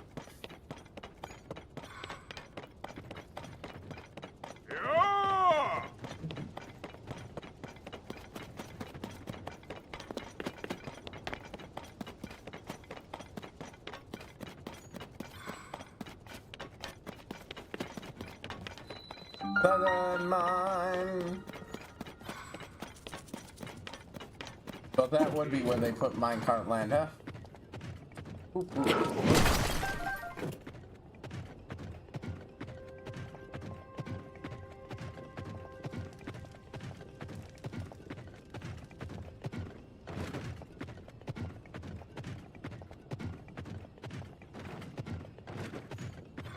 Oh, that looks like it could be a mine. Or cave, I mean. Not seeing minecart land.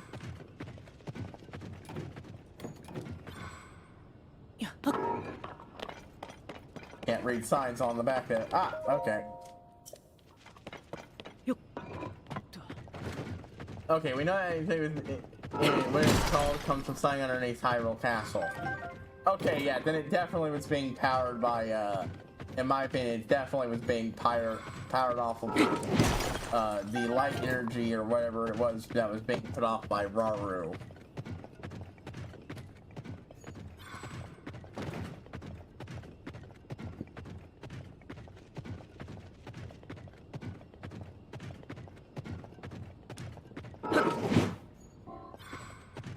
That brings to mind the possibility that Link, who might have been a Zonai, that ancient hero who might have been a Zonai, helping to develop their tech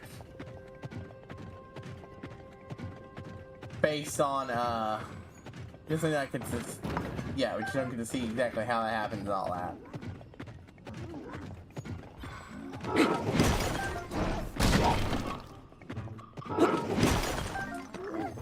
Oh no, what will I do? Whatever will I do? What do I want to? Yeah, ha ha ha ha ha.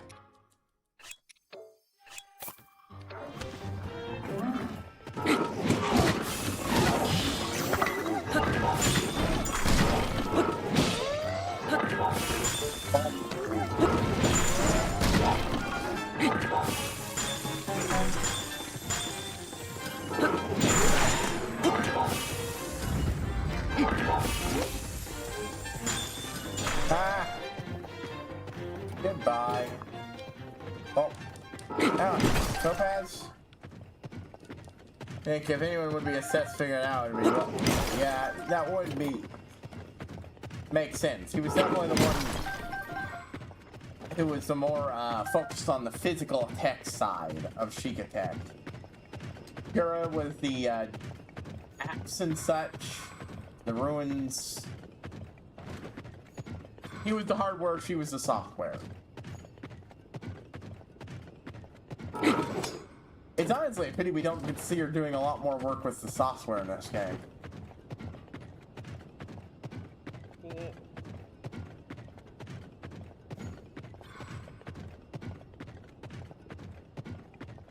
The closest we get to that is the Purah Pad, which may or may not have been intended as a prototype for, you know, making mass-produced teleport tech.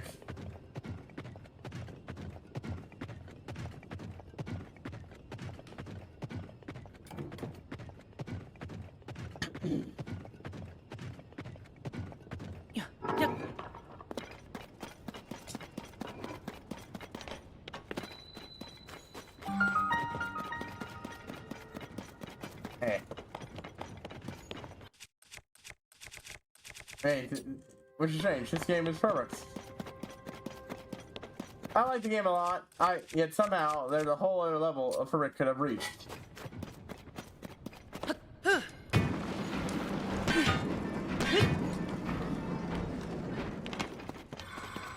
I want to be someone who's two angry Gorons and one happy dude. Okay. I like the game a lot. I definitely do have my gripes with this game. Stop that.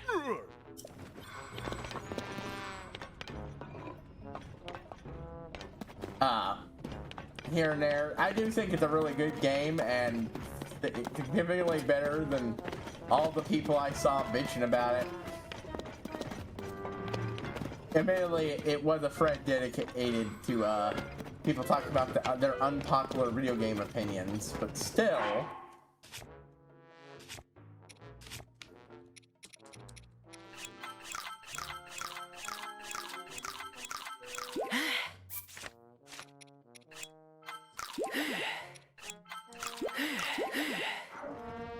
So many people showing up going, oh, it's just $70 DLC. I hit left untouched, but there are areas that I feel like it should have touched more. I think my biggest criticism of this game overall is that a lot of it feels like stuff that really should have just been in Breath of the Wild from the get-go, and that from there it should have had more further improvements from there. Those are mostly my gripes about quality of life features.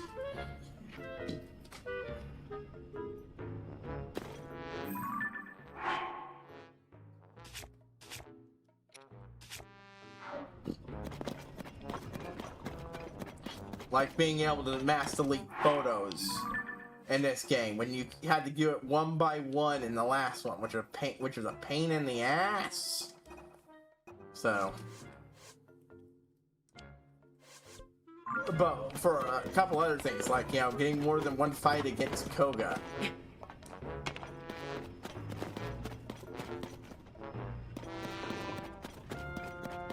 Smile starts with carts. Customer, we got a customer here. You ready, little brother? Here we go. From morning till morning. Smiles all the time. Here, what's your face here? Get it together. Okay, so what about your face? And the face of one of the customer brothers. Let's recommend more smiling. But still, why did Link let the motorcycle be scrapped? I love it so much. Ah, yeah. That was a weird one. All the things they brought back, it seems like they didn't bring back the horse teleporter. And the Master Sword cycle. That sucks. I like the fact that the game makes the Hyrule Field a low-level area, so, you know, you're actually incentivized to ride your fucking horse around there during early game.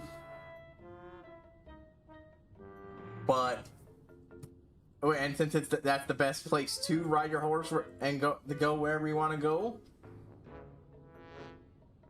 I like these sort of let's bring more smiling. Okay, let's take it from the top. Ready, and from morning till morning. Smiles all the time. The minecart.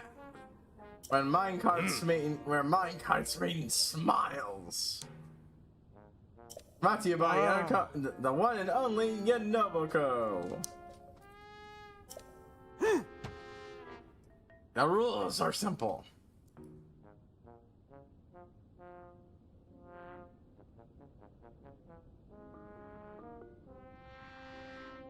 Oh good, this is working again. Give me a moment here.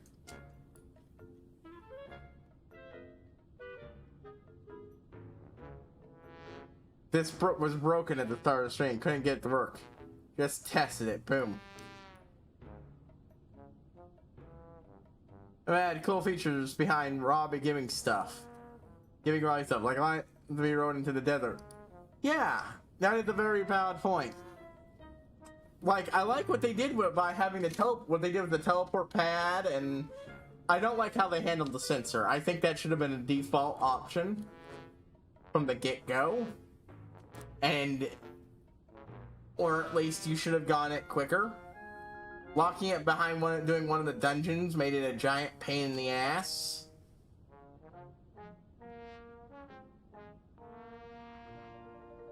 Giving it a water feature. Yeah, making it truly all-terrain. Pop as many targets you can within the time limit. You want to use slots, alright, so don't leave the card when the game's over. 5 or more tries for the time runs out and you win. Keep things fair, you'll be running our durable carts. No outside carts allowed. The cart. Track in and start smiling. Slide our grand opening. Your first ride is free. Hey, you 10 arrows on the house. Come out there, you're doing it again. Your face, you're doing it again. You gotta see how I look at me. You gotta smile. Like this. I like these guys. They don't know what smiling means. Yeah, give it a glider like he said earlier. Yeah, that would have been super fun. I can sort of get why they took it out gameplay wise. That thing was already pushing the game to the absolute limits in Breath of the Wild, and Tears of the Kingdom is a more advanced game, and it would have broken it.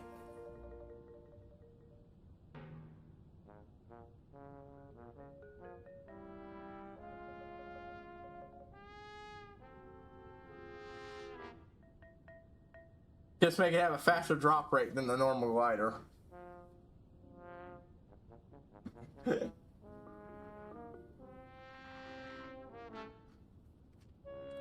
Right there, now it's time to hop in the cart. It's a self-storage joint, so you'll be the one to put the car in the tracks.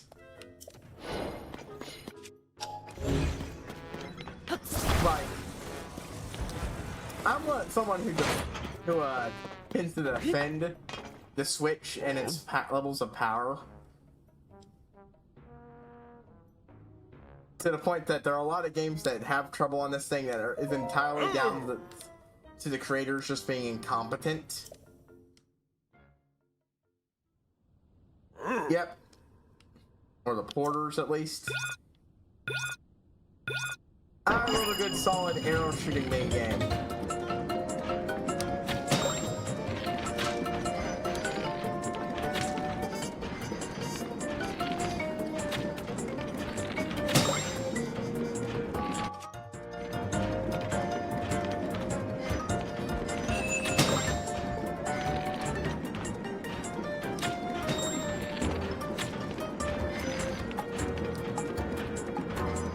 And a lot of people do not know how to use it. Yeah.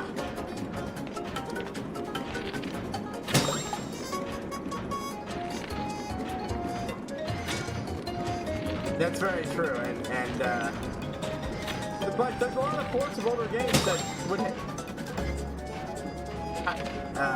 have no trouble running on something of this level of power, but you know.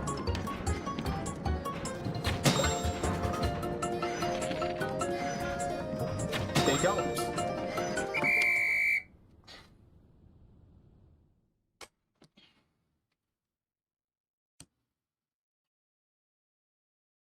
That started out looks like you hit a total of 10 targets. Smile. Hey, that makes you a winner. Oh no, it's right there at the smile. You're that prize. Stop her up with the biggest of smiles. Yes, it should totally be running no problems on the Switch. Yeah. Red Red Redemption, Metal Gear Solid, Kindom, stuff like Kingdom Hearts. There's a whole bunch of games for this thing that run like absolute garbage that were for things like even the last console, like PS3, should have no trouble. But it's just a matter of the people who, you know, making it just not know how to make a port that worked on it. Or hell, let's do stuff that talk about two games that were for the console itself, made by people as close as in-house as you can get. Yeah, if Skyrim runs fine If something like Xenogears and such runs fine, it shouldn't be a problem. But you do have in-house stuff like Pokemon, the last gen and the current gen having issues, but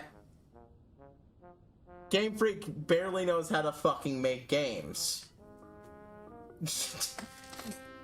Game Freak is overworked and has been barely good at making functional games from day one.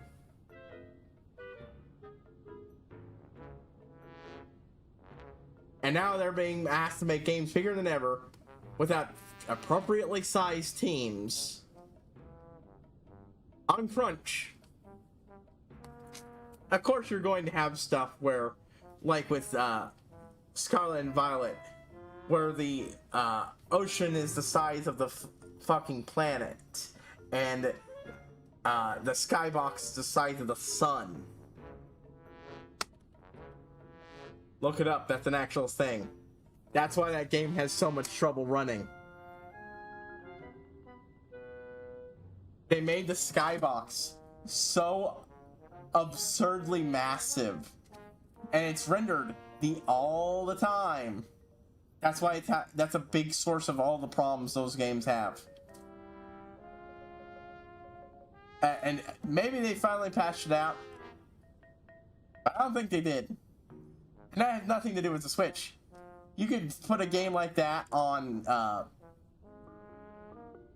the newest Xbox console. I don't actually keep up with whatever the fuck they're putting out, or PS5, and it would still have issues because of how badly made that is.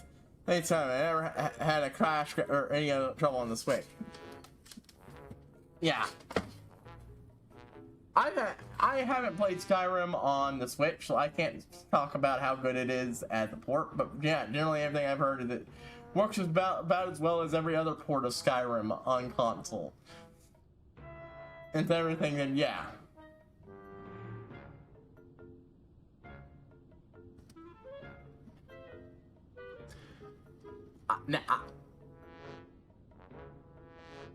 Hell, the only reason I ever had as much trouble when it was console Skyrim for my 360 was because I had problems with both the disc and the console. The game itself, the software-wise, it was fine, but my game was very broken because the switch was scratched up when I got it. Not enough to make it dysfunctional, but enough to cause occasional glitches. And over time, my console had increasingly trouble with the disk drive. Otherwise, it would have worked perfectly fine. So really, it works better than my experience with console Skyrim.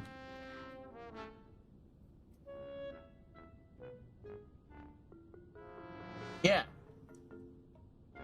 Well, the answer is because the porters had no idea what the fuck they were doing. That's what a lot of people can't seem to get their heads around. It's not that the Switch is a weak system. It's not as strong as the others, true, power-wise, but here's my opinion. A lot of that power shouldn't be necessary. Because a lot of the things are, yeah. I'm one of those people who thinks if graphics had stopped increasing in fidelity at the PS2 era, we'd all be perfectly fine. But no, we need increasingly demanding graphical stuff. And that's one of the problems, you know. Combine that with, you know, games that, you know, if you're not making it for VR, it shouldn't need to look that high def. Yeah, most people just want to talk shit because it's Nintendo. And like, there are very good reasons to complain about Nintendo. Nintendo does some scummy shit. Yeah, like I said, if it's not for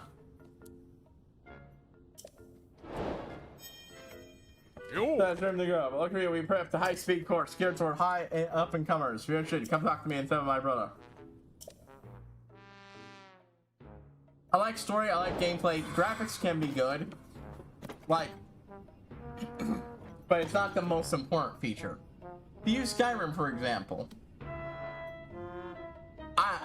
even with the graphical capability it is at now, I still think that's a beautiful fucking game. It does not need to be any better because it's a fucking, not a VR game.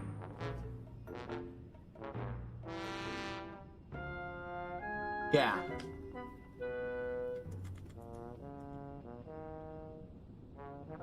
Super high fidelity makes sense for VR.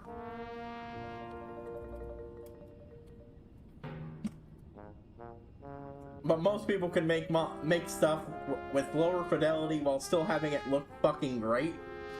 Lower fidelity of textures and all that shit. And lower poly models and such, and still have it look fucking fantastic. By just doing what Nintendo does here. Stylization.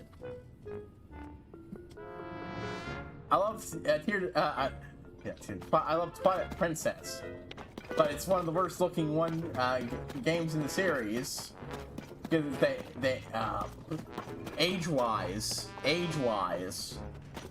because they went realistic.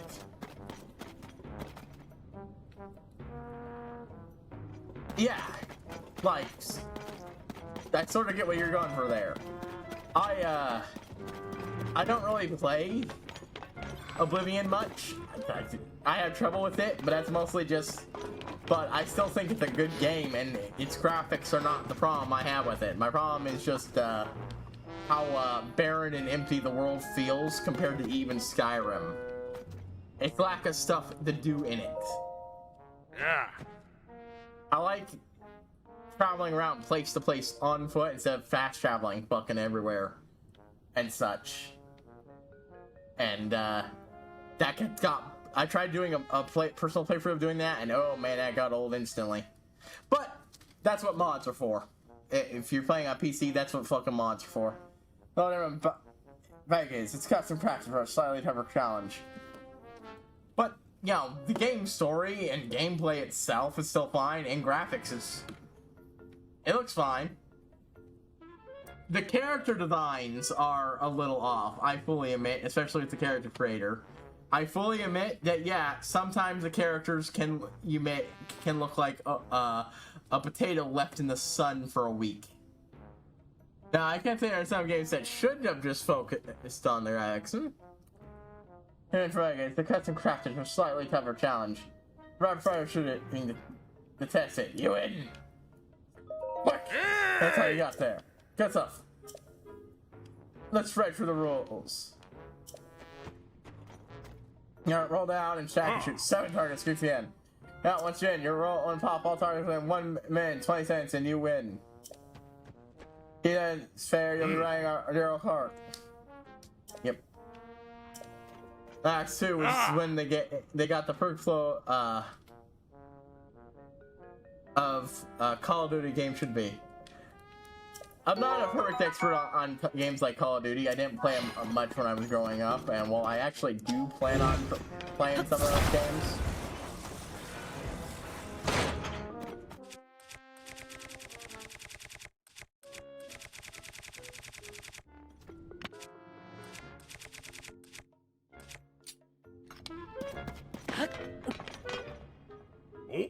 but like,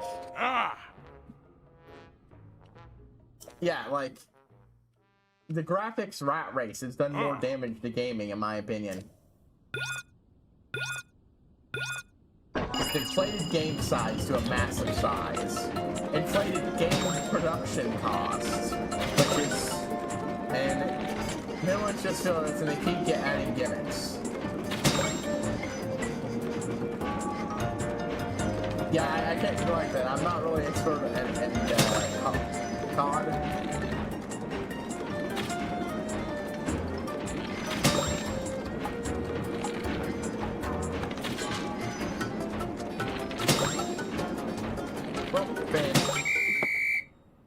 I mean, all I know is I loved what little I played of the Call of Duty Zombie mode I played once, and that's about it. And I admit, I'm one of the people who looked at Call of Duty Infinite, and I actually thought that looked kind of fun. But, you know, that's just me. I'm not a fan of the series overall, so, you know. It's not. I'm not the person that they should be aiming that shit for. Let's hear the results. That best run was 33.53. So fast! Clear that course in the blink of an eye. Hang on, there goes another rapid smile for you. Here's your prize. Happy face and all.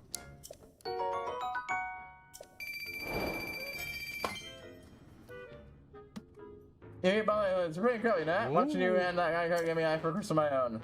I'm gonna set up at Death Mountain. In fact, I think I'll go set up now. Go ahead and try when you can. If you like a RuneScape released a new game that was almost filled the room with microtransactions. Now see that I don't need to be a fan of the series to understand that. Fuck microtransactions. The only time I've seen microtransactions not to be completely garbage, is in hold on. Minecart Land, Owen Business, and Quick Shot done. I need to go do this now.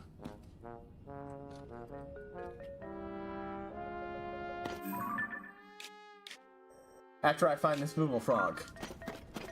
The only time I've found them remotely acceptable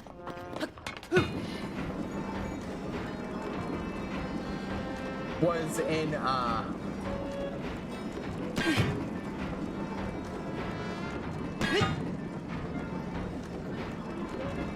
Kirby. The Kirby, yeah, I got it for Switch here somewhere. I haven't played it in a while, but, Kirby Clash, that's it. It's like 15, let me try it. Oh wait, I need to pay $30,000 to even enjoy the game. Oh yeah. And that one, you don't need to. You don't need to spend anything to enjoy the Kirby Clash. It helps, but the game gives you enough that you could, if you're willing to, just play a little every now and again. Honestly, the game's fun in smaller doses anyways. It's a fun game. I enjoy the fight, doing the multiplayer boss fight thing.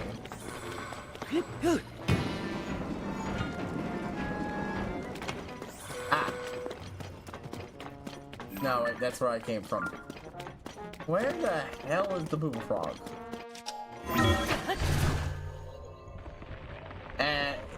And the most I recommend doing is just spending a little. Zombies is another game that was good. Because the amount of free in-game currency the game gives you. Oof. Yeah. The amount of free currency you get in Kirby Clash is based on how much money you've spent. So, you meet certain thresholds and they'll give you more every 12 hours than they were giving you before. Yeah. Drop like $10 on it and you'll get a decent amount. And I still haven't done everything in that game, but honestly I haven't played it in a while because I think I got all the fun I wanted out of it. Still recommend it. It's a relatively fun game that does microtransactions really well. You don't need to, but it does make things a little more convenient compared to, say, anything EA get their claws into. Speaking of which, I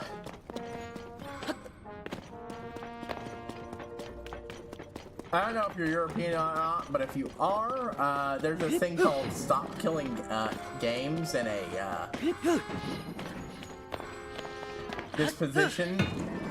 petition that's going up to the EU and stuff. PBS, John Warfare, and micros, but you do not need them. Okay, there's a lot of, but it's still playable. The third game I touched and got hit with 50 of them from the start. Oof. Okay, I'm going to need to just turn on.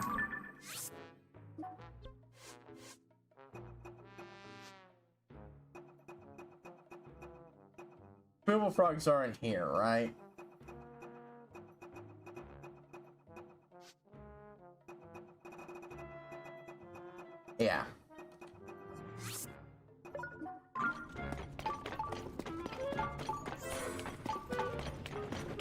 Ah, I see it.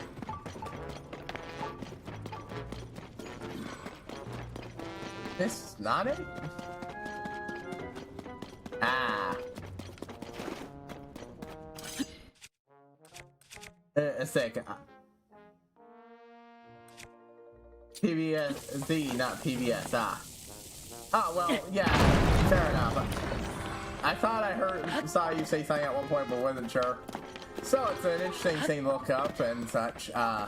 Stop Killing Games, done by Ross from Game Dungeon, aka the guy who made Freeman's Mind and such. Or Ross from Ross's Game Dungeon. More well known for Freeman's Mind, started up this thing where he, after being fed up with companies killing games via live service nonsense,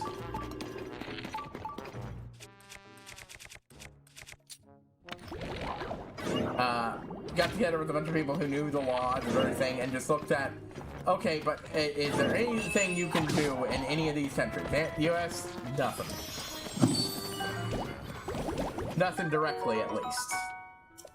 Some countries, though, have actual consumer protection laws, and, you know, if you get them to go after corporations doing fly-me-ass shit, then you might, then it should have some splashback over here. One of those things he's working on would also affect microtransaction. He's mostly aimed at, you know, stopping games from being destroyed, but, yeah. I don't really know what the thing for the petition is, but apparently there's this thing that would get, basically, if you get all the things, it would tells, the EU to, hey, make this a law, make this a government agency. The people demand it. Ah, well then, yeah, if you haven't heard of it, Stop Killing Games. StopKillingGames.com would have most of the info. He's working with various, you know, people to figure out, you know, what can your country do about this? Specifically, it was originally framed in the view of the crew, because that was a free-to-play game that was originally paid, I think it was a paid-for game that gave away a few things, and then they decided, nope, you're not gonna be able to play it anymore. No. Wait, is that the Grimace game that gave out for free, or like the older games? Because I think they made a Grimace game they gave out for free. I know they made a Game Boy game, straight up homebrew game style.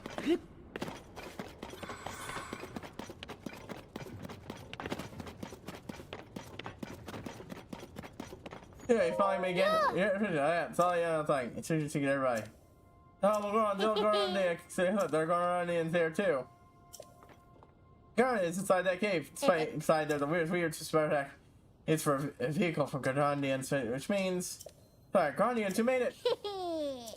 Now, see, in Japan for a while, there was a DS game designed to keep people cooking. Oh yeah, I remember that. Yeah, okay, I know what you're talking about.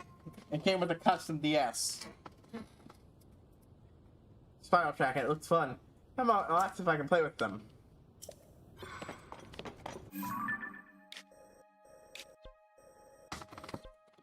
But yeah, it turns out at least both in regard to this position and in France in general, there's actually some pretty good things there, because like it's been a while, but apparently there's a law that, you know, when you're having a legal beef with a corporation, you can get a actual unbiased person from the government to come through and actually look at the case and shit like that, and who will be there to represent the citizens' interest and not the corporation and such and so on. So apparently there's some good chance on that front, but it's been a long while since I watched that one. Most focus is on this petition, because if it gets all the stuff, then it's pretty much guaranteed to have a law in some form. For all the people who owned the few copies did not want to upload it online because it could have caused the value to drop. Oh yeah, I hate scumbags like that. Reminds me of the people who have other one-of-a-kind things and show them off online. Like, look at this awesome one-of-a-kind thing I have that I've locked up, sealed in plastic, where it will degrade and rot away and be lost.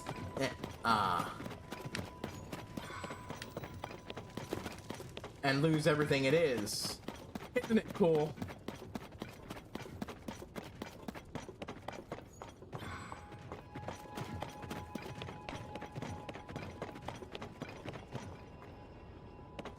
And it was surprised that people were angry at him for, you know, so proudly chirping on about that.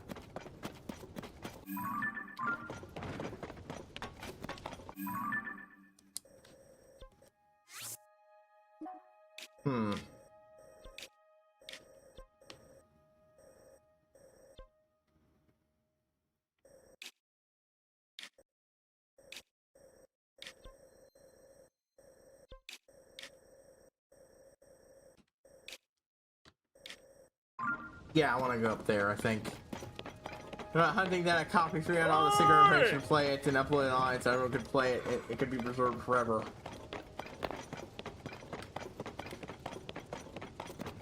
Yeah, I remember hearing that story. It was really cool.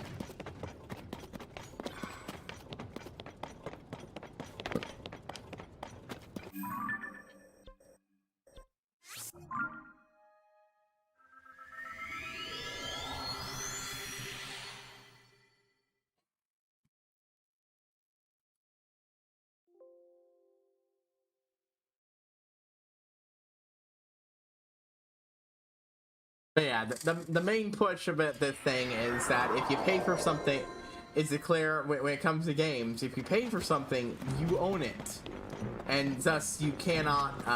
The corporation just can't say. To go along with his favorite metaphor, break into your the equivalent of a car company breaking into your house one day and breaking into your garage and destroying your car. Either they have to, if they want to make you buy something with a limited time, they need to declare outright that you're not buying it, you're renting it for this period. I mean, the primary case that this was originally being built off of, and a lot of it's still being built off, is Ubisoft's The Crew.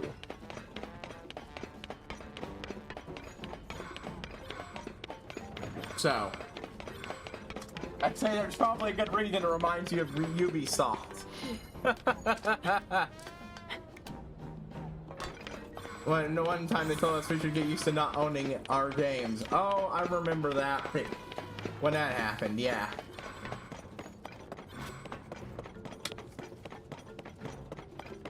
If you don't know, The Crew was a driving game they made. It was online and multiplayer, but it was also a game where you could just drive around a virtual reconstruction of the United States. If you like driving games, shit like that's really fucking cool and all. And it was not a free-to-play game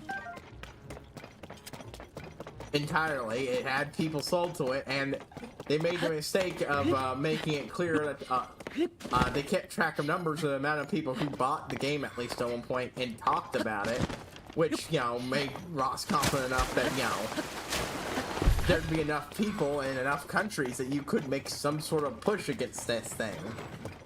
Unlike most other such games. And that's kind of spiraled into where we are now.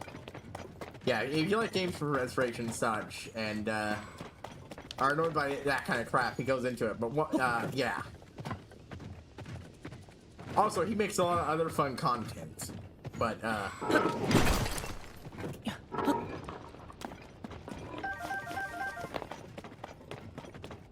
yeah, the general idea behind the law, the EU law that's being proposed around this shit is that, oh, this guy's got armor on.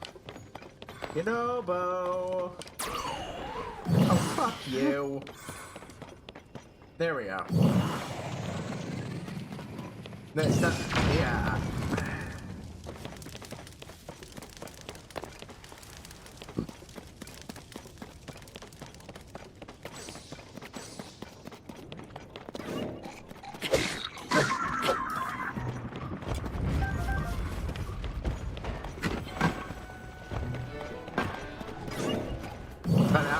you know, a bunch of people going up to a potential class action lawsuit with a decent chance in Europe over not Europe but France that does the law. And yeah, one of the things is it would make it so that, you know, if you want to kill your game, you have to legally declare you're not selling it. Most nerdy gamers are either part of or fans of one of these groups.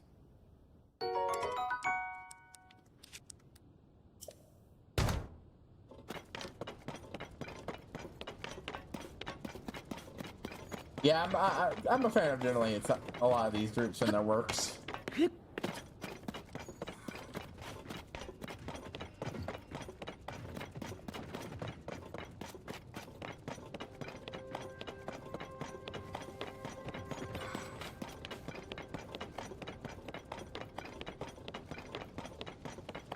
I've been watching Ross for a long time before he did this, and even ignoring the stuff I originally watched, and he used to make a news segment where he would talk about various video game related stuff, and, you know, well, dead game news shit.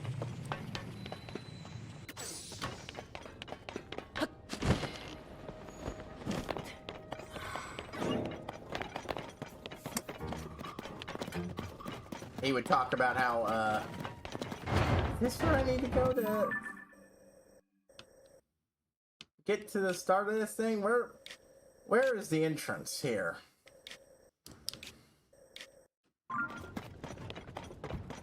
Oh yeah, EA fucking sucks.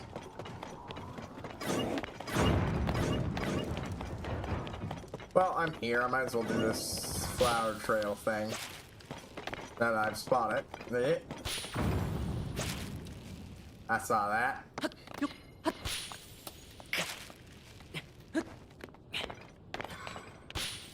Yeah, EA sucks on that. Sucks on a lot of fronts, but one of those things is also microtransactions and all that, you know. Like that, it would apply to microtransactions and such like that. So even if your free-to-game play might normally protect it from the whole, you have to declare when you're going to kill the game when people are putting money into it. Your microtransactions wouldn't. And if it's a game that isn't normal, you know, that is, you know, a full-price game that has microtransactions, that also would still have it apply. So it would majorly fuck up, you know, shit like microtransactions and all that.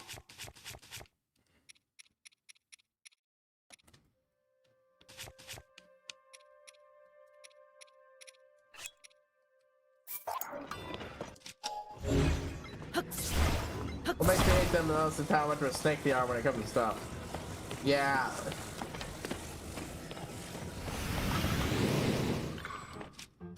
First few games pretty good.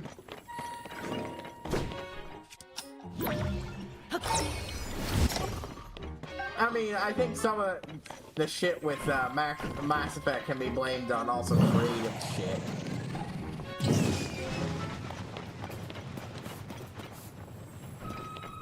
Like, Andromeda, yeah, as far as I understand, that one had microtransactions and other shit like that, but like, the problem with Massacre Free, I think we're just down to people being, the boom as touches it, and now, then boom, EA said, and now the new games are filled with nothing but microtransactions.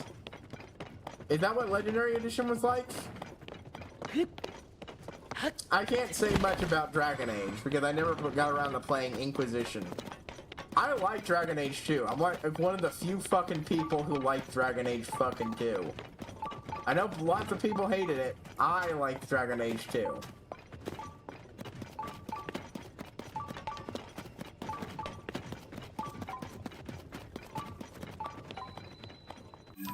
Oh, of course there's an arcade nearby.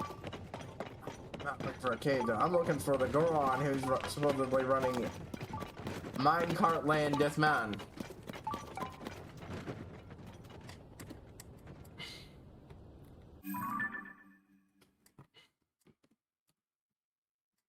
Yeah, again, I can't say much about Dragon Age personally, because while I have played the first two games, I'm one of the few people who really liked Dragon Age 2.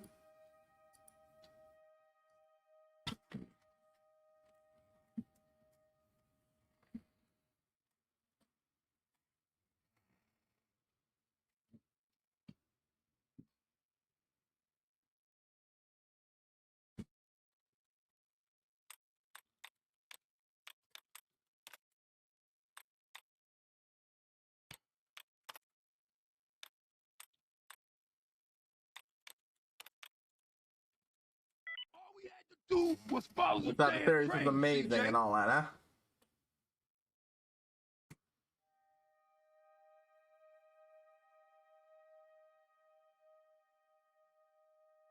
Oh.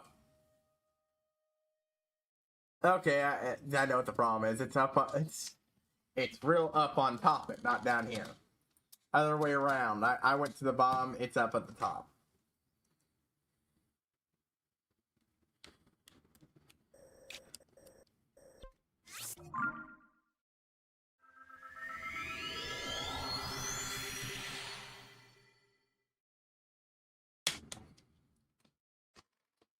My plan is eventually to stream those, but my plan is also eventually stream a lot of things, and ain't manifesting anytime soon.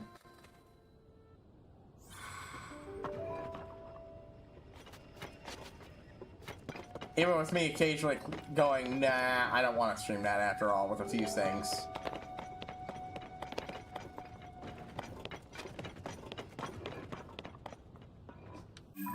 Where the fuck is the... Oh, up there.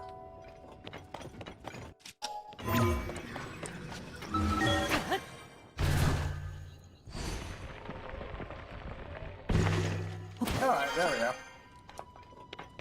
Hey, Jessica, I'm trying to set that my course is a pretty groundbreaking idea. I know myself, I was hoping it would be my client's main attraction. I haven't drawn a single customer, which makes you my very first. So our course life for serious carters. My brother's courses, you'll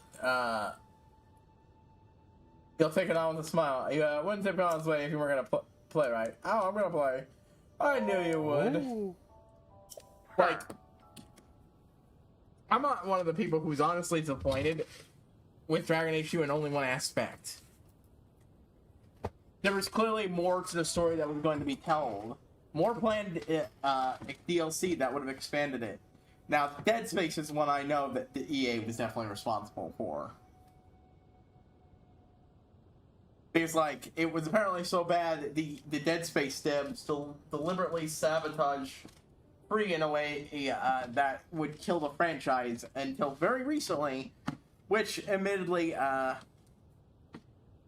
Free's, from what I understand, the remake of 1 was pretty fucking great.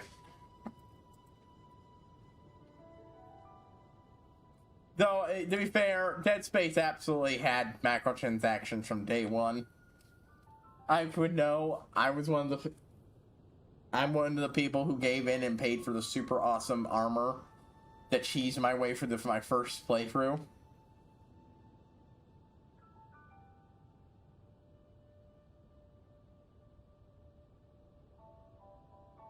I fully admit I'm not actually all that great with handling horror, and I need the actual hand holding. Those are some of me. Should at least 8 cards for writing the card down, and the option was there. I gave in.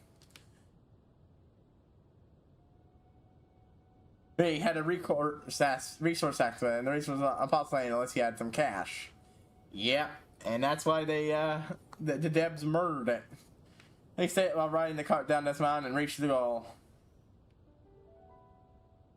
within the timeline. The win. You do tend to pick up a lot of speed right down the mountain, though, so watch out for that.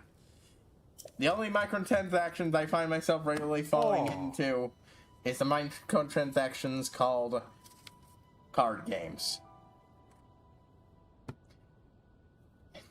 And even then, I don't really... I mean, okay, I do spend a decent amount, actually, I'd say. That sound you heard right there is the sound of $30, which is cheaper than it would have been if it had new, rather than pre-opened deck of MPG cards I got at the local shop. Not the best deck, but hey, it's fun. And I'm probably new, but still, this is a pricey hobby. Especially if you want to build your own deck instead of using a pre-built one. Personal card. No other cards allowed. And get in the game, and the game will begin. In months like climbing courage, I'll let you play for free. And the arrows either. You've earned them. Alright, let's see. Oh! How perfectly suited. My new buff. We want to stop it, so we need to hit the companies like EA hard. Yeah, well, like I said, that's one of the things that might come about of this law. If it's, you know, even if it has a grandfather clause that makes it so every game made before this law in the EU, whatever this law ultimately looks like, gets passed in the EU. If it's,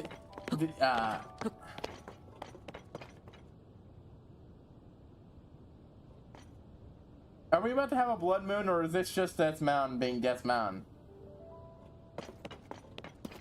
I actually can't tell. All set. Alright, so yeah, give me just a minute to hit the target setup. It would still prevent them from making new ones, because, again, they can't just shut the game down in any way that might legally prevent you from owning the things you paid for, microtransaction-wise.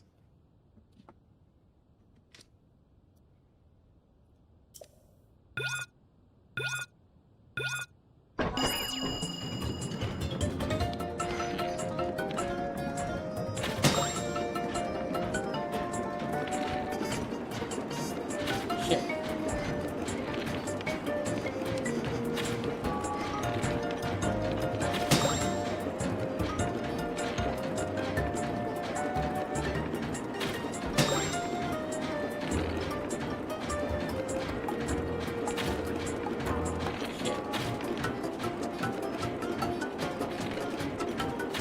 If you're a 58 hard, it will affect it everywhere. Yeah, that's what I mean. I'm trying to say, well, I'm also trying to play this.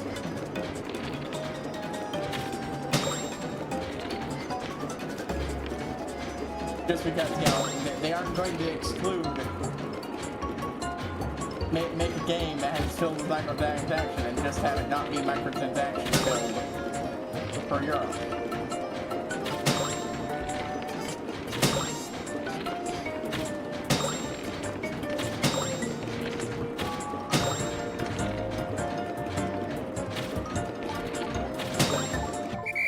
I actually remember what top number I needed. How many of those did I need to hit? I don't think it was all of them.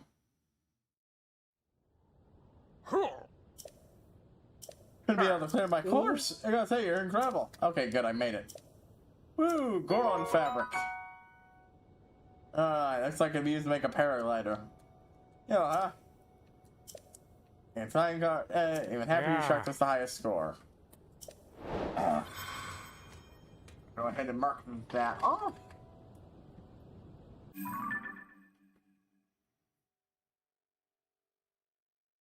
But it would have to be a hard hit.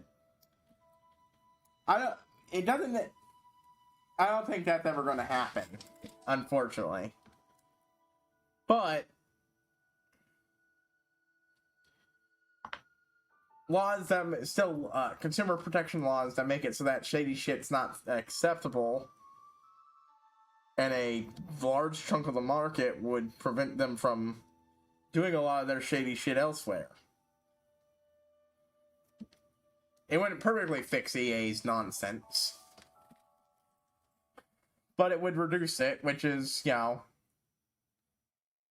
all I can ask for.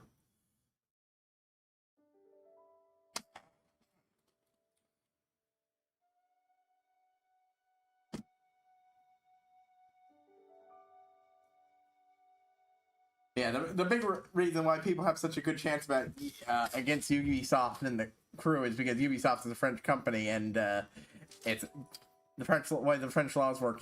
Makes it especially effective there. Unfortunately, that goes that one Ubisoft CEO is perfectly, or whatever position he was, is unfortunately perfectly right when he's talking about the American market. We really don't own the software. Even the one, even something like a cart you hold in your hands, nope, you don't own that. Not in America, at least.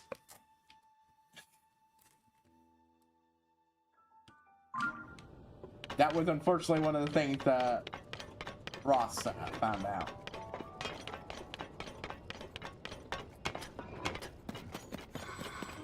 Alright. What am I after next? Moon gazing, Gorons, or rock roast, or dust?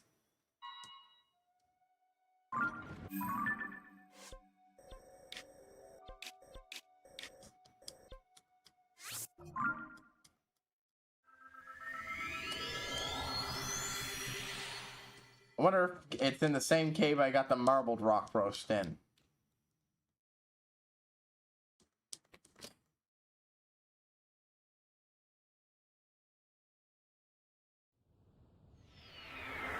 I'll go check.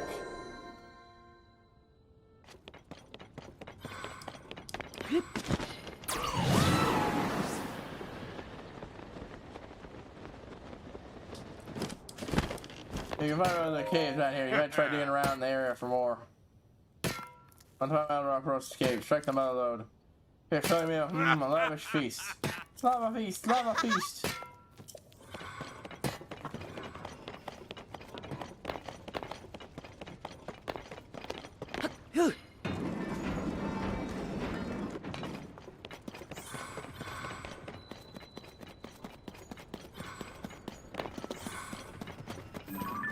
Yep, I was right. It would be still here. Now it's unmarbled rock roast, but it's still rock roast.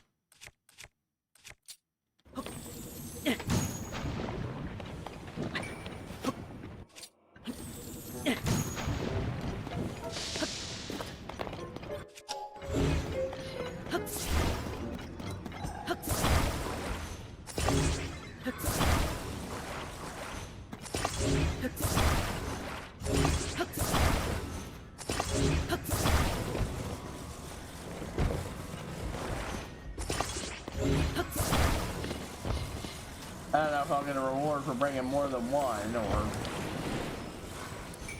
Would be nice. Damn it. Ugh. I just jumped right into that. Made the worst possible turn and whoop.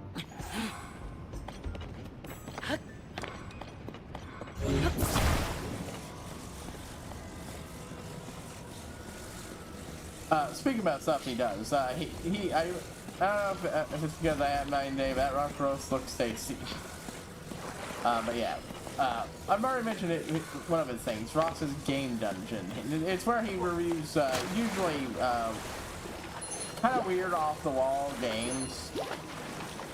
Like sometimes they're obscure and not a lot of information is known about them and such. Nothing too out there usually. But, you know, just an interesting review series. More importantly, he did Freeman's Mine, which is an amazing, fun series, if you've never heard of it. Basically, if you ever heard of Half-Life, it's a playthrough from that, but where the, person playing talks from Ross is...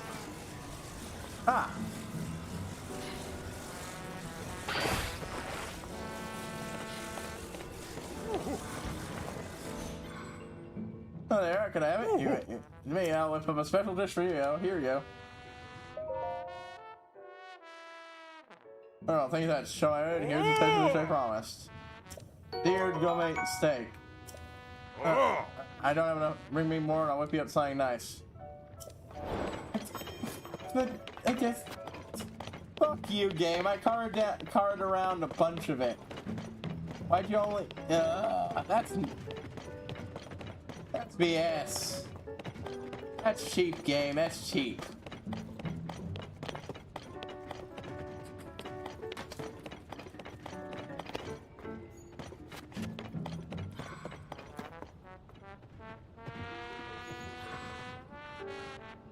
But yeah, the basic idea is it's kind of like a Let's Play, but like everything is done role played from the perspective of being the internal monologue of Gordon Freeman.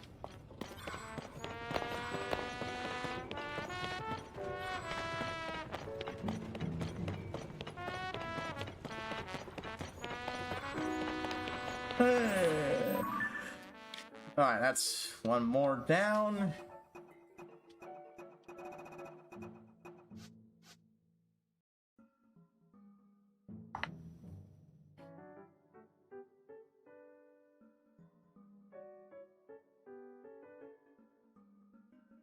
Well.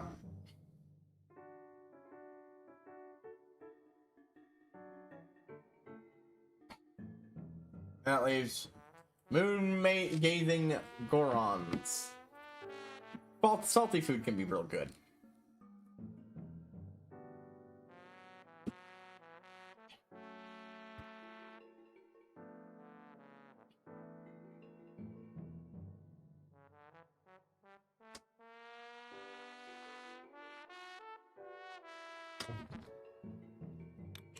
To a degree. With salt.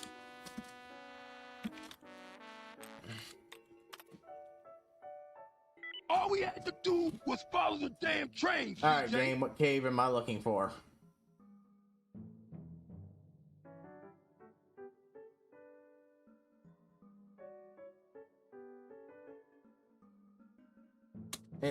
Location is on Lake Verona Cave. Yeah, probably should. You sound like you're hungry. Have I found Lake Verona Cave? Maybe I'll leave this after the Great Cave Hunt. Then I'll know what cave I'm looking for.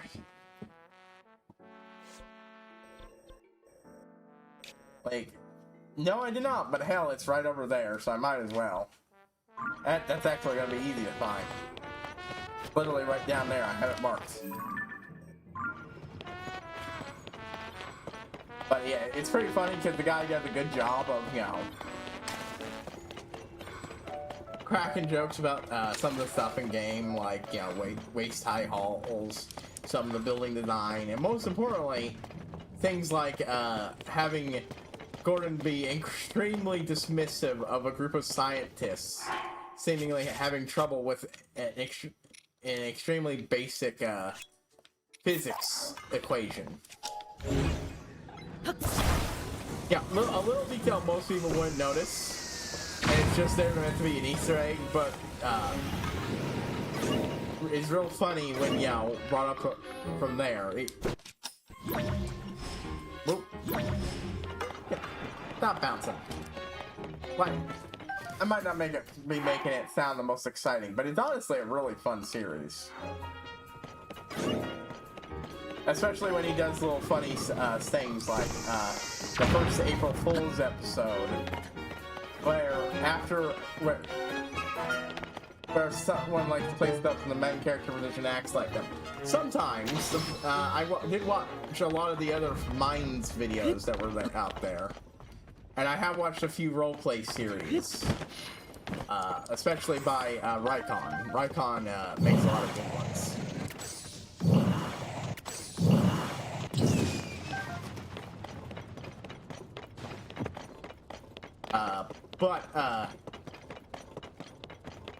Honestly, it's a fairly fun comedy series that I just enjoyed a lot.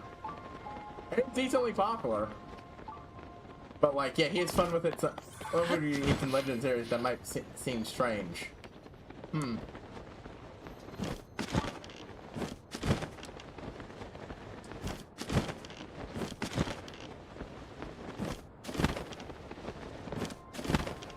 Good question.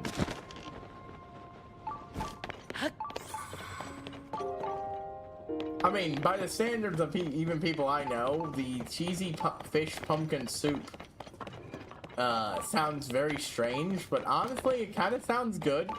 It's based on just seeing it in Twilight Princess, so, like, if that counts.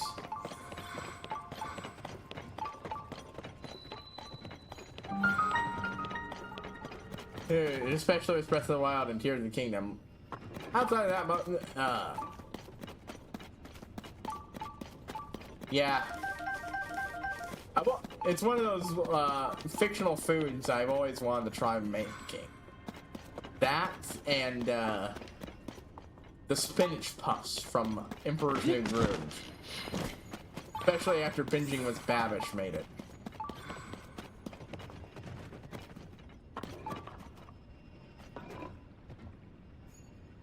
Oh, Booble Frog, where are you?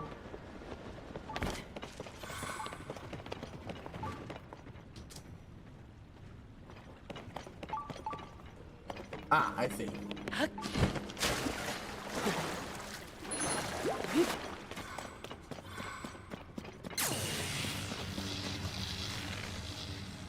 No, but despite not caring for sweets, I want to eat. Ah, yes, the classic sweet roll.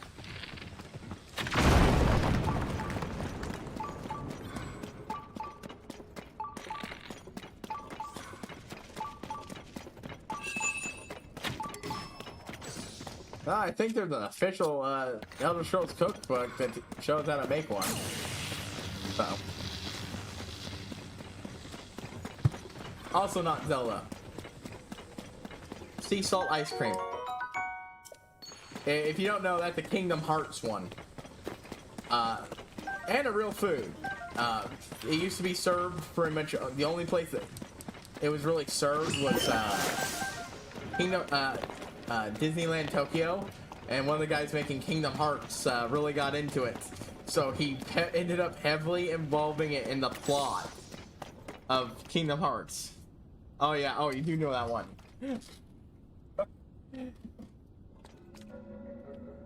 I tell you, I honestly do plan on making it at some point. I remember seeing a recipe online for it and everything.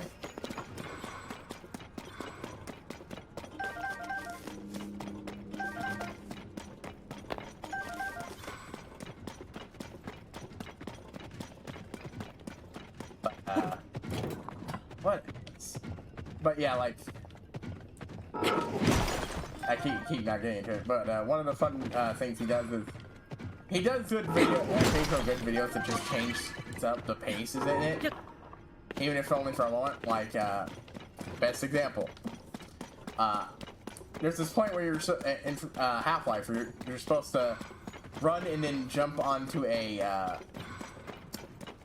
ladder sitting in the middle of an elevator.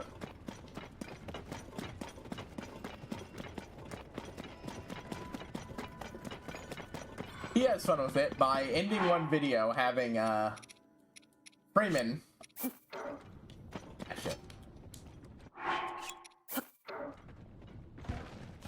get some Cheetos out of a nearby vending machine.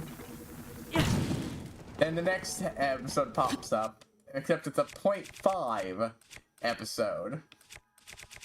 Freeman runs, grabs onto it, and then proceeds to slip and die. I don't know why I did that outside of... Huh. Couldn't get out of here with that.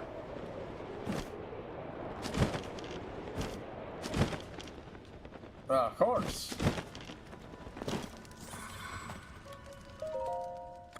I've never played Monster Hunter, but like, one thing you do is eat monsters.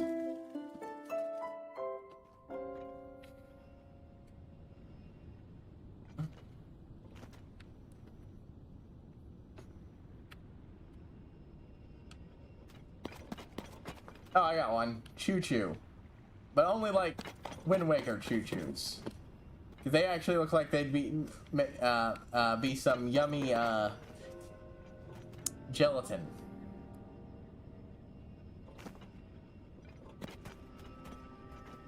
Hey, I just wonder if it's edible. That's usually not my response, but it is a fun one to hear from. Yeah, I will not take entire credit for that idea. I do remember being talked about on that Hello Hyrule podcast. Pretty much every video they talk about, okay, what thing or monster showed up in this episode? that you think would taste the best. And one of them talked about it being like Jell-O. And, yeah. Especially since, you know, you just scoop it up and eat it, and it has effects and Wind Waker, so it's probably tastes fine at the absolute fucking worst. I mean, it could taste like, you know, some of that medicine that makes you vomit, of course, but that other people can strangely stomach. So I mentioned Pokemon.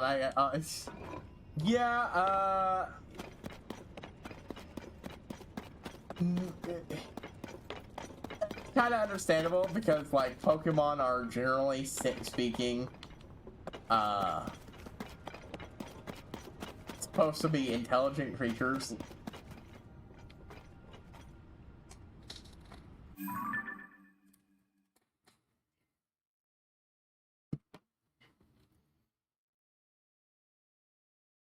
Hey, when the Pokebox out, yeah, it's not entirely blame because some of the Pokedex entries do talk about them being good food.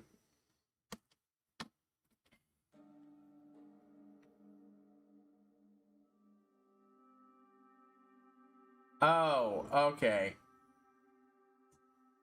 I fucked up. I was supposed to take a picture of at noon, not night. Whoops. My bad.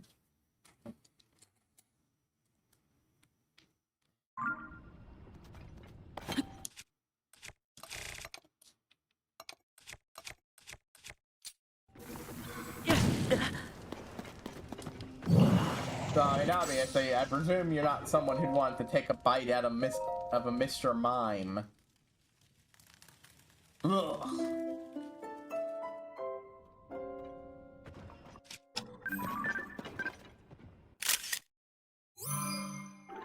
Alright, there we go.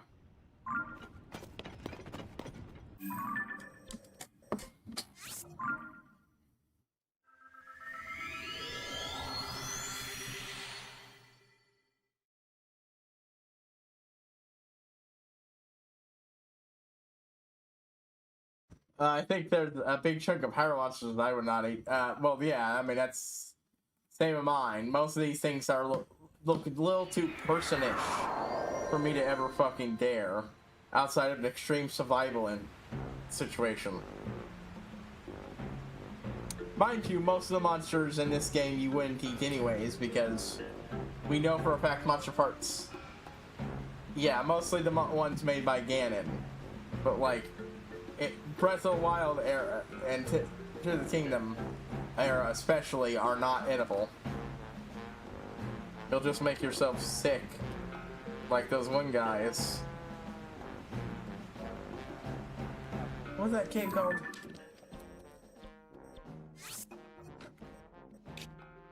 Lake Piranha.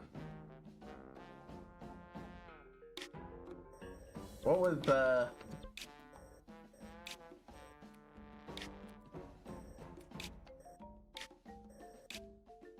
Southern Mine, that's right. So Minecart Land is in Southern Mine.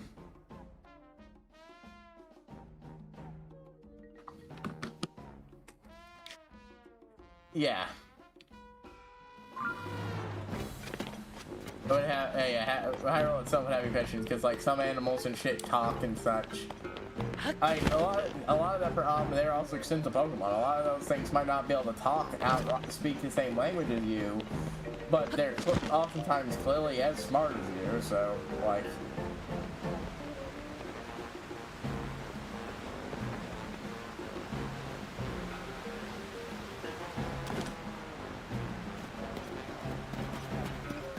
I suppose it's something you have to be aware of, depending on which version of the verse you end up in.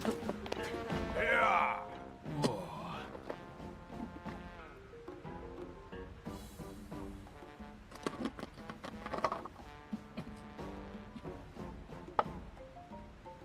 I don't care if you talk. You tried to kill me now, so you're lunch.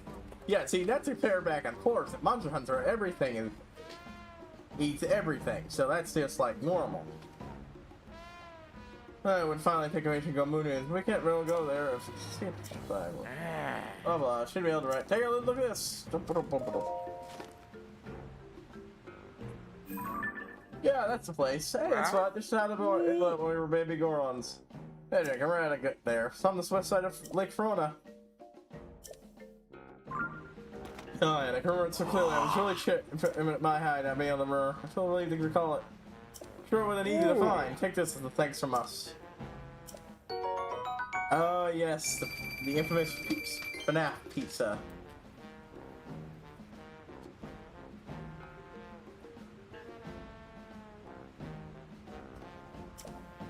Wait, how good is that pizza that they can stay going despite all that happens?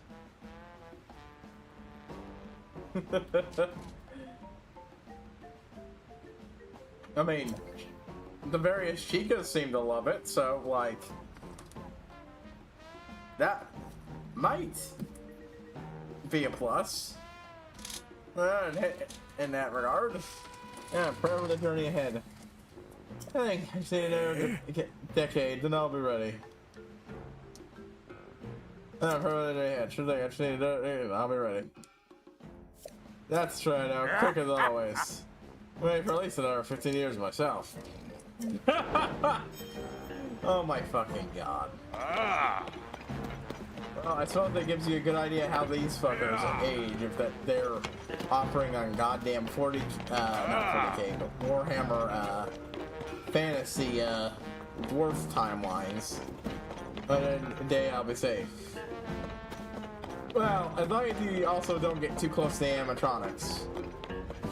You know, because it's like... I'm pretty sure at least one or two incidents did happen during the day when everyone thought that, you know, someone was not a threat. Well, usually not a threat.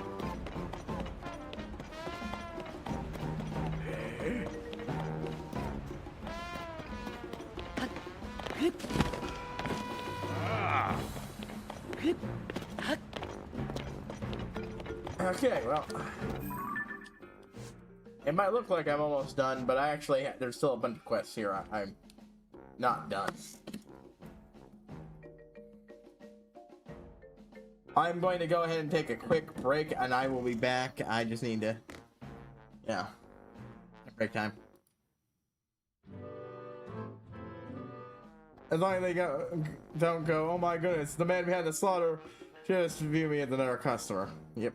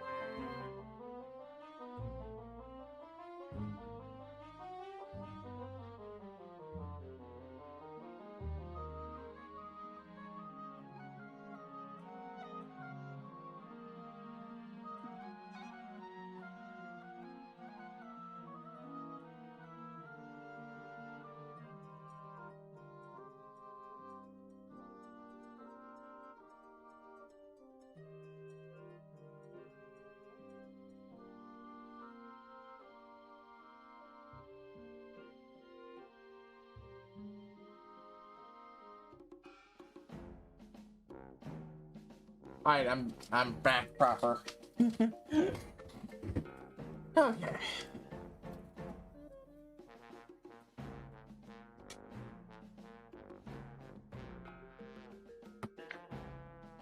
Anyways, what is the acceptable limit for eating an egg made from a creature like when it does the awareness of the animal make too weird to do this?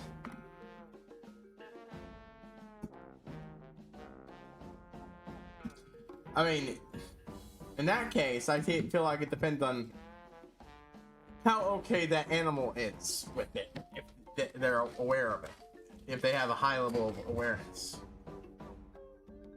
Like, if it's unfertilized and they're okay with that, you eating it, they see nothing wrong with it, then you shouldn't either.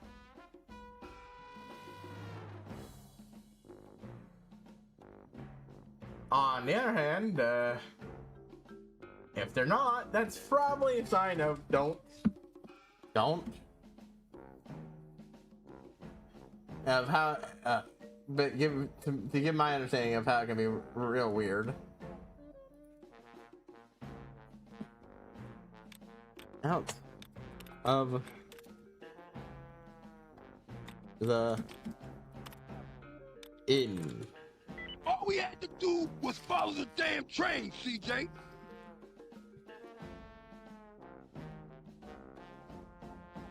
Oh, hey, I did this. I just forgot to didn't mark it off. Oops. Like, what about the Rito? Now, if the Rito are okay with it, and it's unfertilized, then it's...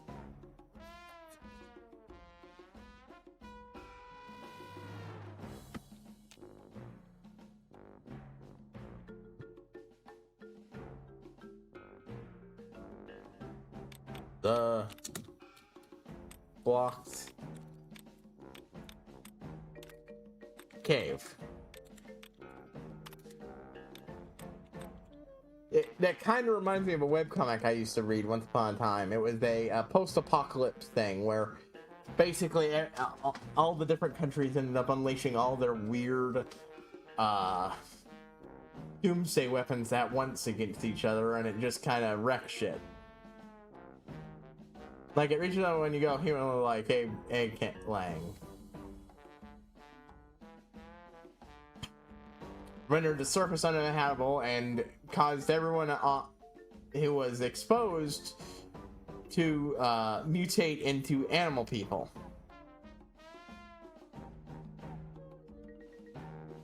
Yeah, that people in society were living on scraps and so on and so forth.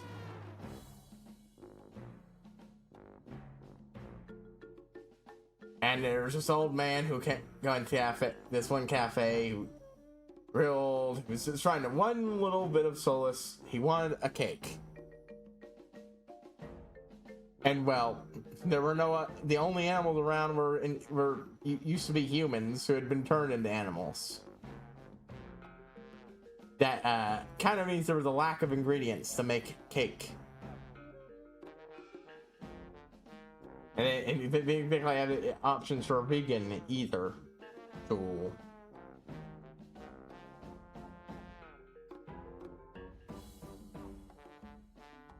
Alright, there we go.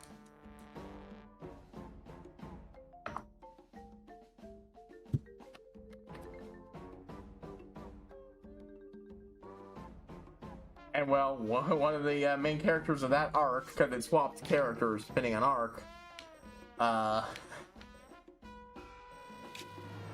decided to help that old man out by giving them what they wanted, and that meant finding people's waste products and making use of them, if you catch my meaning. Throwing out eggs from a chicken woman and stuff like that. And it had a big arc about how, well, the old man sure liked it, and then he died. And then, the secret got out, and, the person who did this got, fucking arrested. Because, well, like you said, it's fucking weird.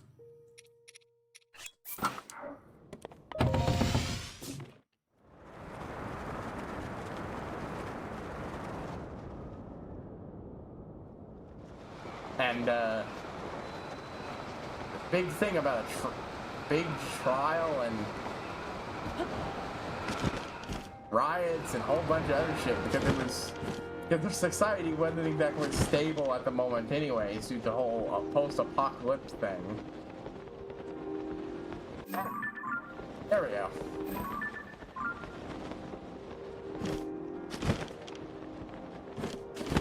Yeah, it's different between asking a Pokemon like Blissey compared to walking up and asking a Bodoli in Breath of the Wild. Yeah. Like, that was the entire thing about that arc. There were multiple arcs in that story, with different perspectives and such. In Town, I think it was called In Town. I don't know. It's been freaking years. The only webcomic I remotely read anymore is two: Coming of Age and Girl Genius. Okay, you gotta be me. How am I supposed to get inside now? Well, take a gander for yourself. It's completely blocked off. Oh, it's like food out there when the entrance collapsed. What can I do? Fires in their case. Could use the LoZ truck plate. What the look? Oh, food behind. But maybe you just need to call today to watch and come back tomorrow. Or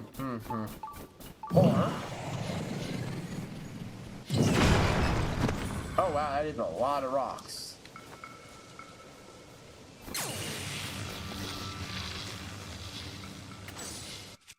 I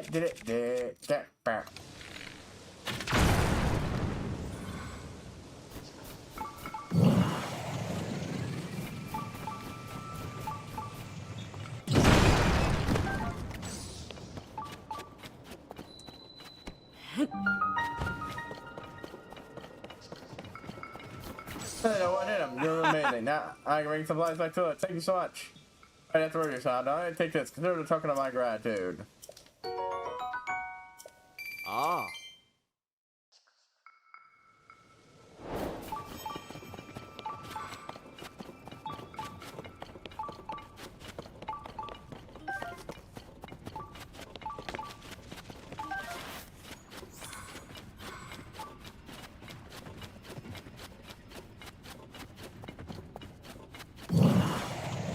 Okay, no, that doesn't link to the... I thought it might for a second there. And even then, I haven't read Girl Genius in a while. I might like their brief little aside arcs when they're taking a breaks, but even the last one was dragging on a little long to read as a weekly thing.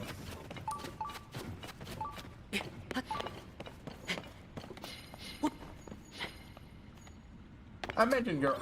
Mostly it makes you very hungry, huh?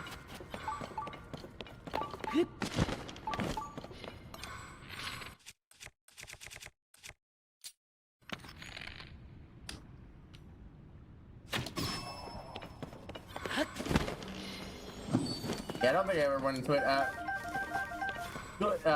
mentioned before. I ain't going to it again. It's steampunk mad science themed. Though the creators for Gaslight Fantasy. Why do they have to make the food in these fusions so tasty?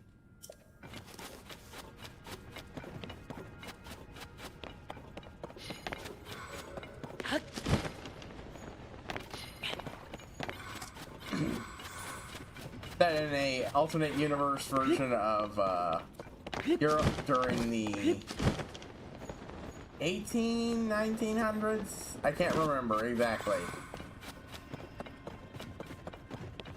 But right around that time.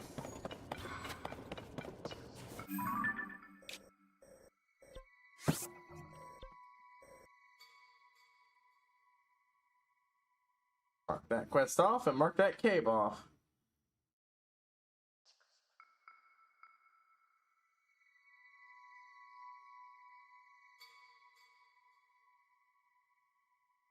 Ross something or other cave, huh?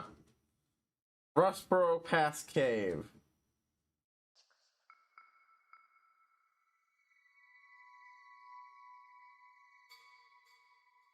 Next up, the Fort at Ja'abu Bridge.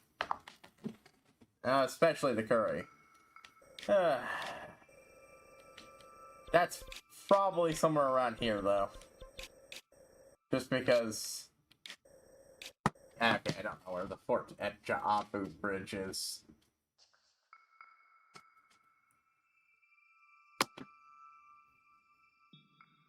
I assume it's over there, because, you know... The name kind of reminds me of Jabu Jabu.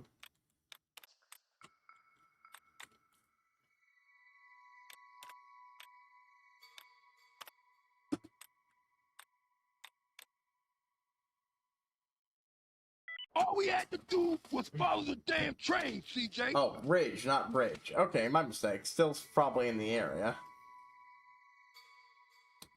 Ah, okay. It is indeed a Zora quest. Gourmet cheesy meatball. I have not, but it sounds probably good.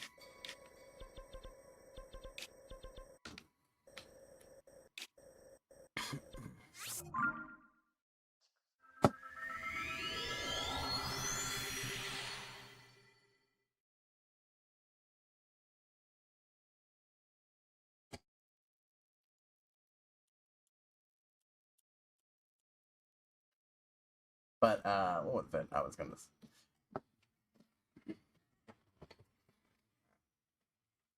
How much Hatino have you done? I have the cheese. I have the cheese. I just haven't used it to cook anything. I'm pretty sure I have a single slice of Hatino cheese on me somewhere.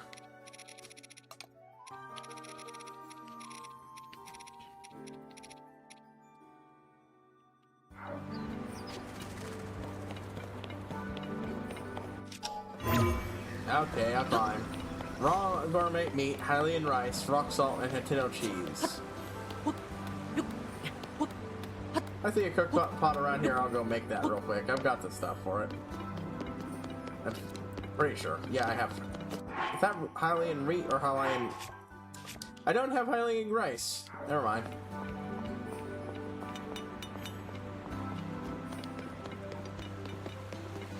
I think that's the NPC I need to talk to. But, yeah.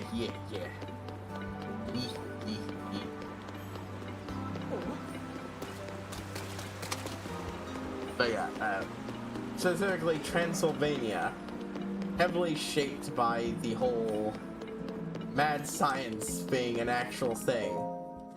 Oh.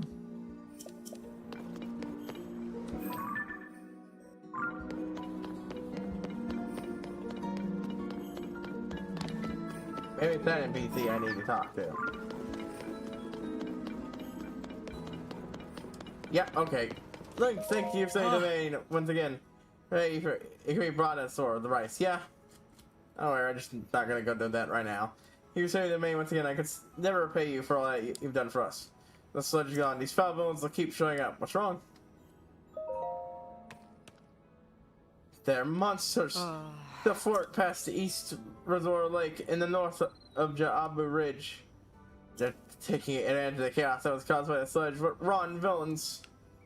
Still, please do not fret. Oh. Alright, our troops are afraid to take out the enemy. We'll make them pay for the actions. They're shivering with excitement. Oh, I defeated that place a while back. What?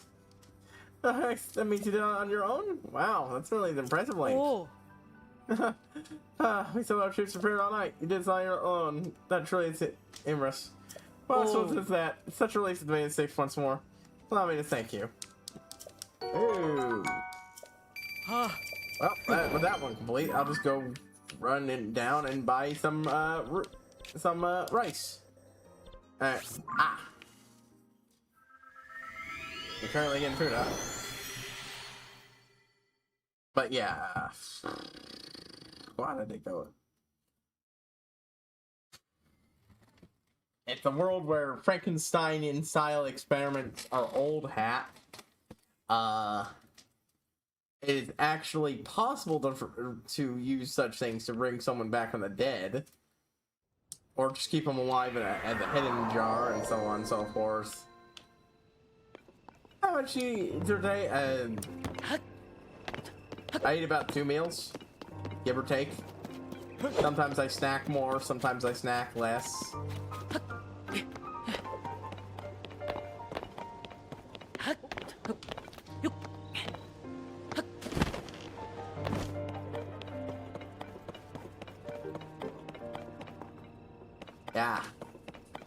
Yeah, I wouldn't be able to do only one meal a day.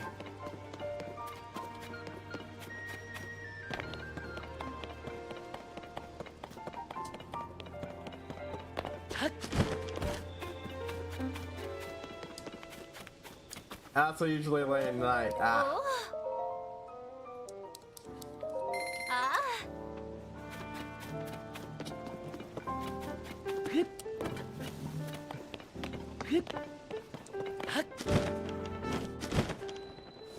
I admit I probably would eat more late in the day myself. With a lot of things if I didn't, live with other people.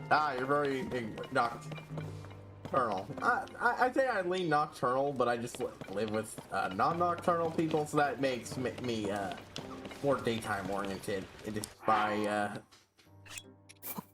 secondary effects.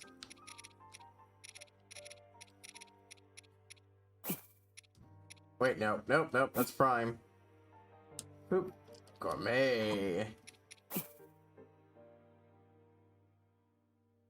And rice, gourmet meat, cheese. Now, where is that rock salt? Literally right there in front of my face.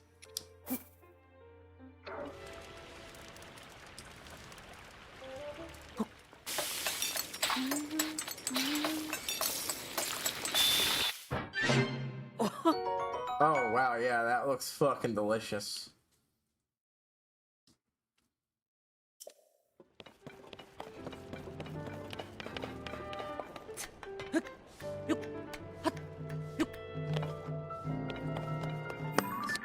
Forgot to mark that off my side quest list.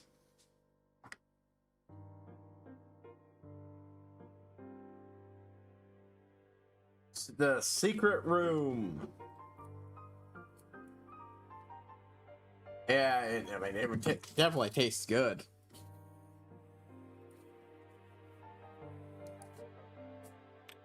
The secret room. But yeah,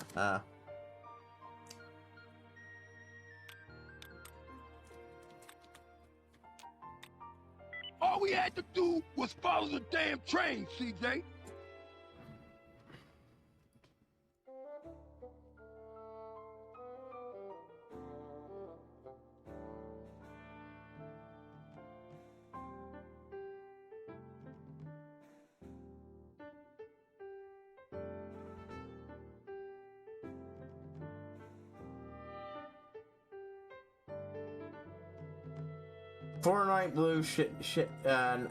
four blue nightshades.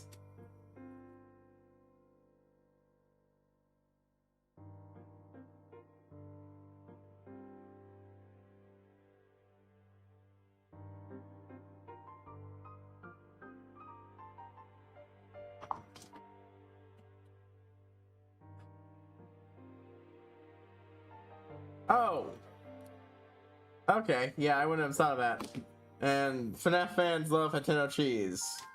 Oh. You can make pizza in this game.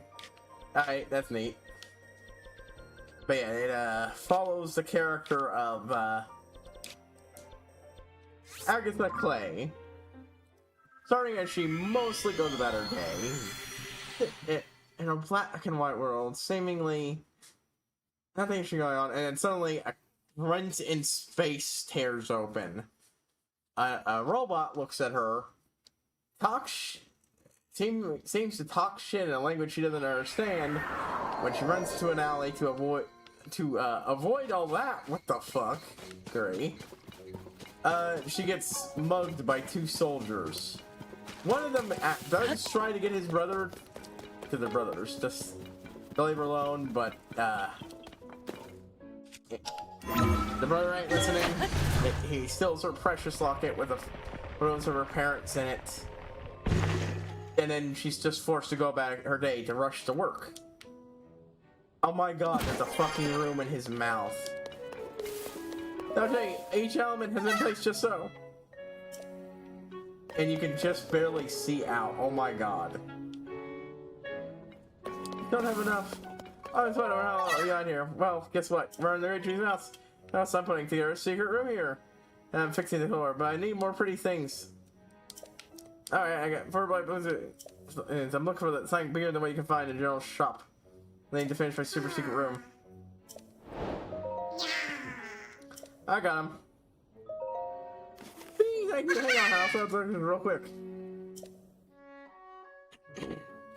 Yeah, I usually just smash 5 of the same things together because it usually rewards me just as well. Here, it's all done.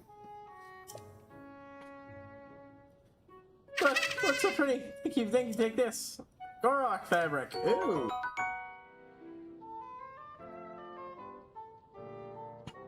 I'd lay this on the floor like a rug, but you can have it. Now I can enjoy it too. It's all thanks to you, Mr. Hero.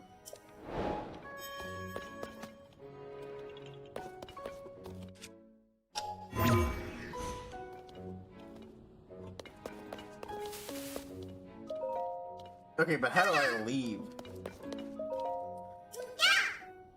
Yeah, you know, I want to go play. In the infirmary or something. Okay, yeah, even he's asking that question. Cheesy bread, highly tomato pizza, cheesy omelet. I'm gonna put it over some wood in a cooking pot. Alright, I'll go do that in a moment. There's a cooking pot in here. I'll just light it up and...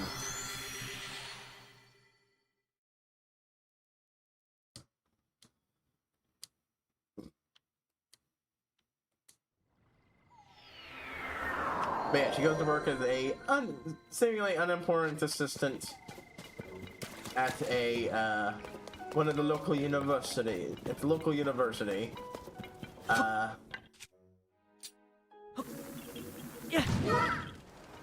As the world slowly but surely fills in the color, it's a bunch of dark food variants. Oh, huh? I know there's the ore food and such. I think I got given it by the one girl.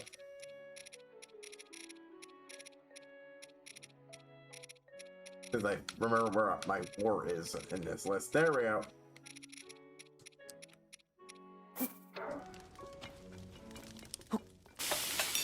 Rock hard food. Yeah, okay. I'm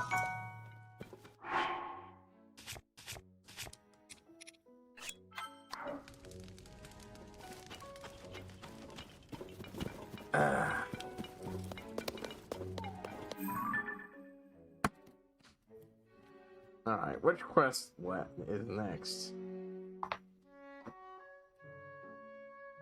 Secret room is done? I think Lost in the Dunes is one I'd already done.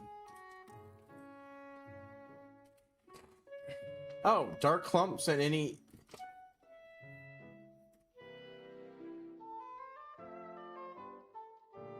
Well, I'll go look that up in a moment.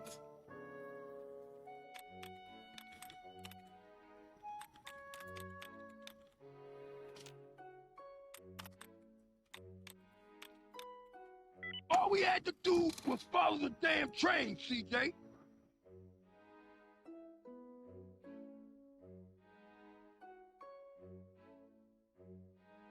Oh, no, I did that one. I can't mark it off the feathered fugitive.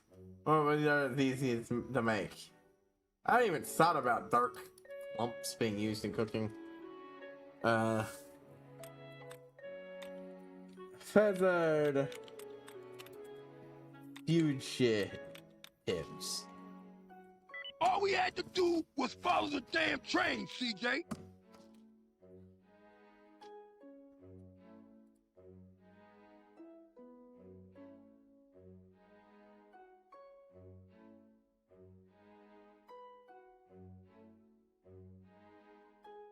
The knife. Oh, I think I did this. Isn't this one of those?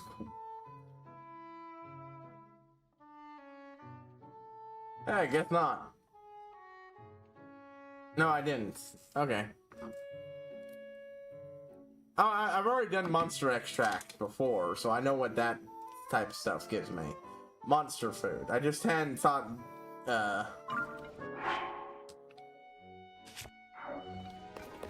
dark clumps would do anything. So got a few of those here and there from just monster drop from I haven't used for anything. Dark clumps, dark clumps, dark clumps. Yeah, okay, there we go. Any fish? Hylian bass.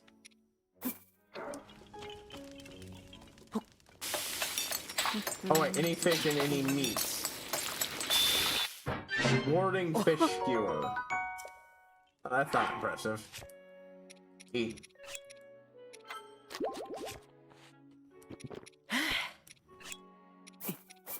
Probably because I forgot the meat. Bait. Like you said. Okay, no, meat's up here.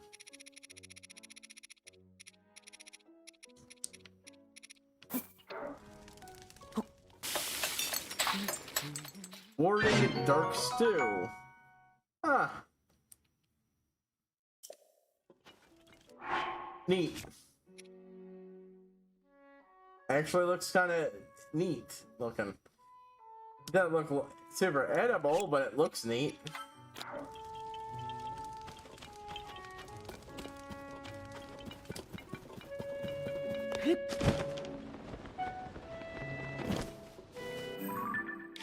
Now, pet the fugitives. Boop, boop, boop, boop.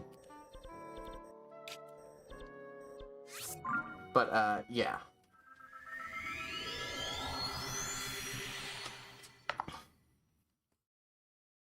Things spiral rapidly out of control, all things considered.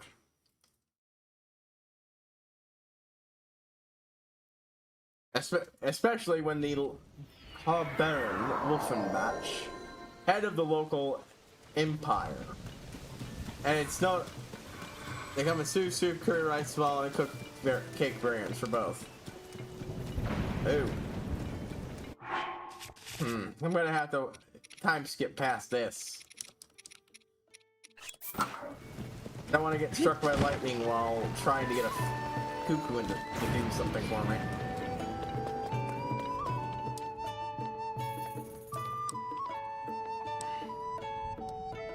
Yeah. Oh. I'm sure. Now then, once again. Oh. Regular bed, just leaves my sleepover tickets. I've got a shit ton of those. Oh. Oh.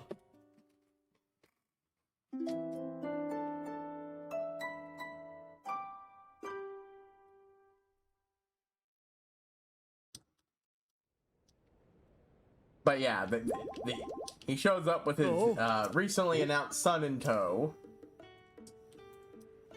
Pops a device he had the local head of the university/city working on in front of him as a test to figure out.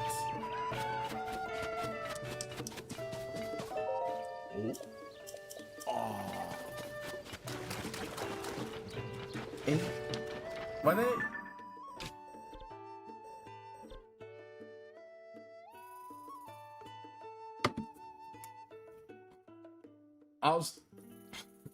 the milk recipe, huh? Okay.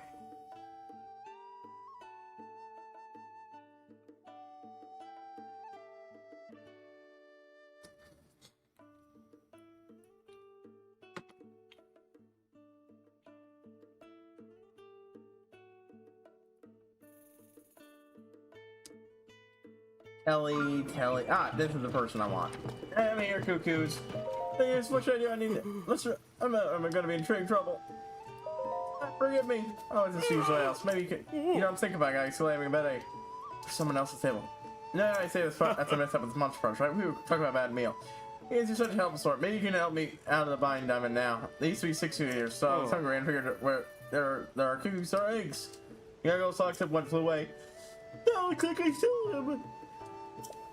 Cuckoo seeds around here. Well, they die, but probably nothing good. Know what you're thinking? How far could they got when they little big? They must be nearby. You're right. As I get close, they'll scam. The 5 cuckoos back inside the fence for someone from the stable finds out.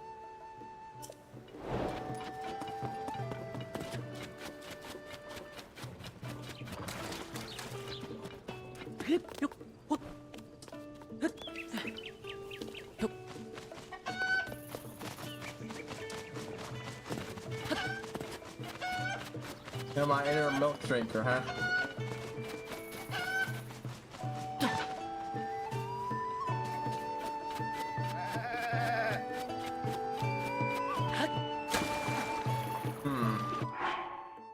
Pumpkin is simple but tasty.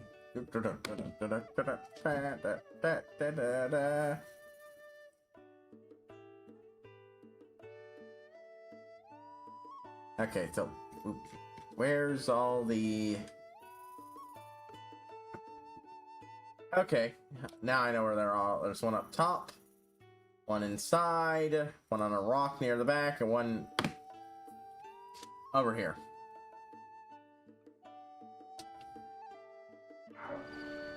Somewhere around here.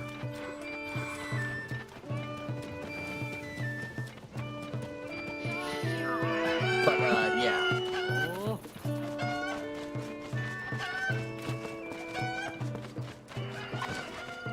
But this lets the head of the getting pissed off because it turns out the thing he had him and his people slaving away on so long was actually just bullshit.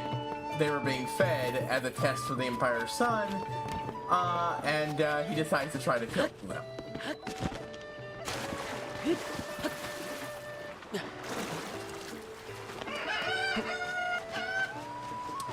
One brown,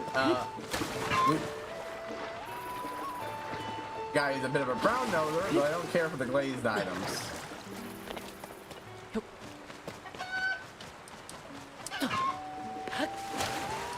Okay, point made, point made.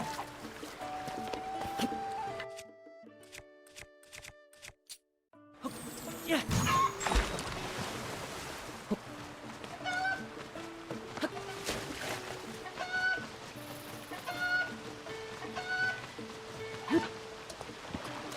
There, problem solved.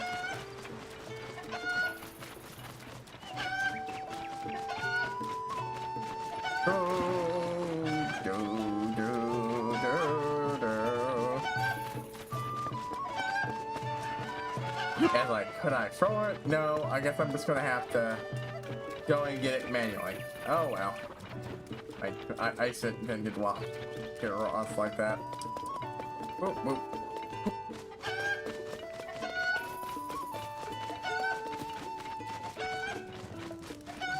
But yeah. Well, he doesn't save the whole. Does seemingly save the day and all that right, I got confused. You know what, I'm just gonna skip the intro. You can just read that part because it's really the intro. Point is, big shit happens, her home goes to shit, she gets fired. Oh well, the comic goes from black and white to increasingly in color. Main character goes to sleep and wakes up in her pajamas next to a freshly created mechanical monstrosity, and one of the guys who stole her precious locket.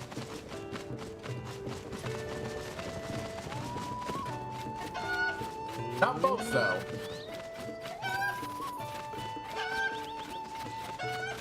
Oh, actually, no, she doesn't wake up that way. She's found like that. Ah, I'm remembering. It's been a long time since I've read the early parts of it. It's so they will have my hide. Oh, what is it? Goku's 1, 2, 3, 4, 5. 5, all 5 are here. Your construction's coming along nicely, huh? Hit, I was supposed to get to all your help with me and Rice Ball and said you saved my hide yet again. You're my hero. So I know, you know what's missing. Say here. I think this is touch money, and yes, that's what it is. Over here is money. You like money, don't you? So take it. But now let's pretend like it's never happened. Farewell. Need it, but it's also gonna. Okay, yeah, that's fair. I'll just continue mentioning it. It's a fun, you know, mad scientist, death rays, Frankenstein and monstrosities of all sorts. There are monster minions that regularly show up in it called Jaggers, who talk with a visible German accent, and they are the funniest fucking fuckers. They're just great moments. I still remember one from much later in the comic where a monstrous minion in a place that they found themselves in is about to attack them, and the main character screams, "I am not your creator, and you do not have to obey me." And the monster just stares at her for a moment like, well, then it turns around and walks away. And then when its actual creator tries that, he gets eaten. They love playing around with those tropes. Also,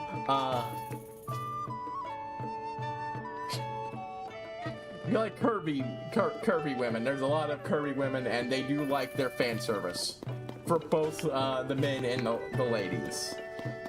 With access to tons of manga and wide read. Oh, that's cool. And they really know how to do fan service, given the creators used to do porn. Which isn't that uncommon a thing to hear about, honestly, compared to the manga community, but still.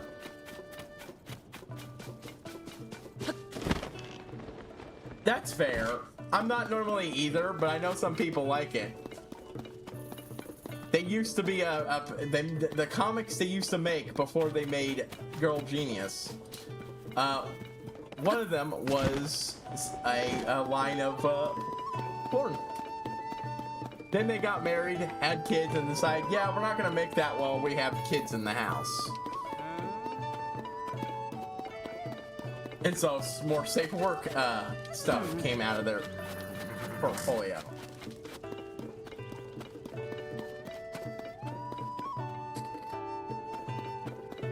But even if you're not into that, it's very, unlike most stuff, it's actually equal opportunity. They will absolutely stick a guy in a loincloth.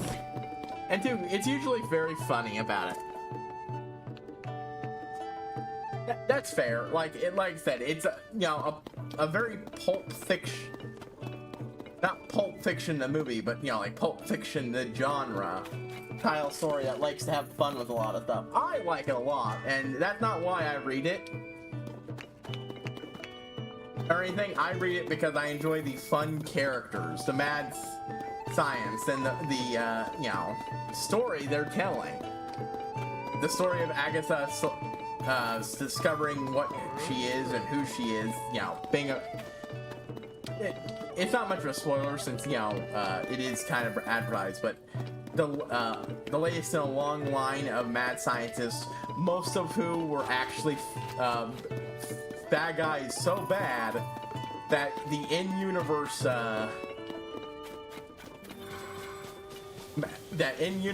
the whole Catholic and Christian religion is a lot more splintered and less powerful, just because when people talk, because there's these very obvious bad guys just running around doing over-the-top monstrous shit everywhere that people could point to with, "A loving God exists. Why that? All the time."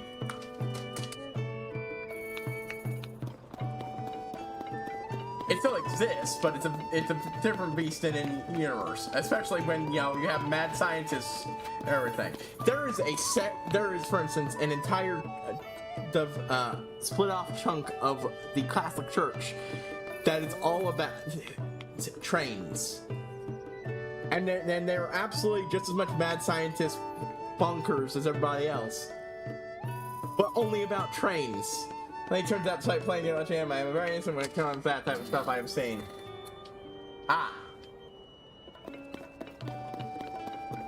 I mean, like, I will say, I haven't actually read their older stuff at all.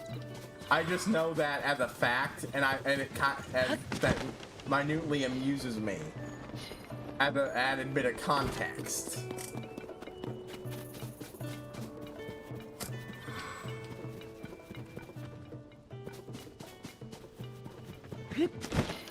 Hey, it's all times 20.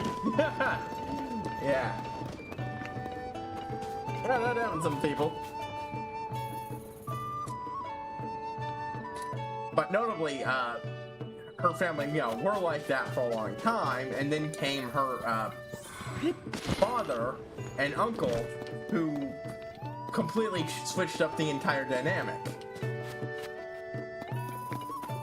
They were undisputed heroes who, while certainly not redeeming the family name, brought peace to a warlord land for a good while and generally made the world a better place in a lot of ways. To the point that a lot of powers that be that would normally not tolerate her existence actually consider tolerating her existence.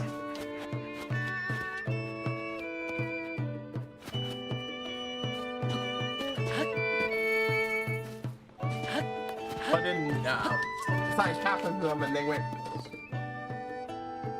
no one knows what happened. They didn't even know she existed. People don't even know that they had a female kid, just, you know, boom.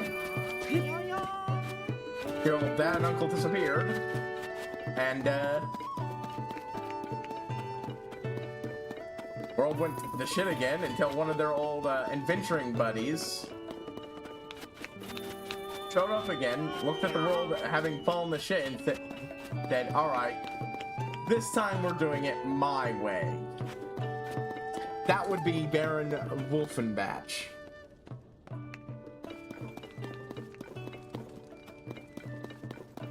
Who's just a general fun character, despite being kind of the bad guy for a long while. Because, like, his entire reasons for being the villain of the early arcs are all perfectly understandable and such.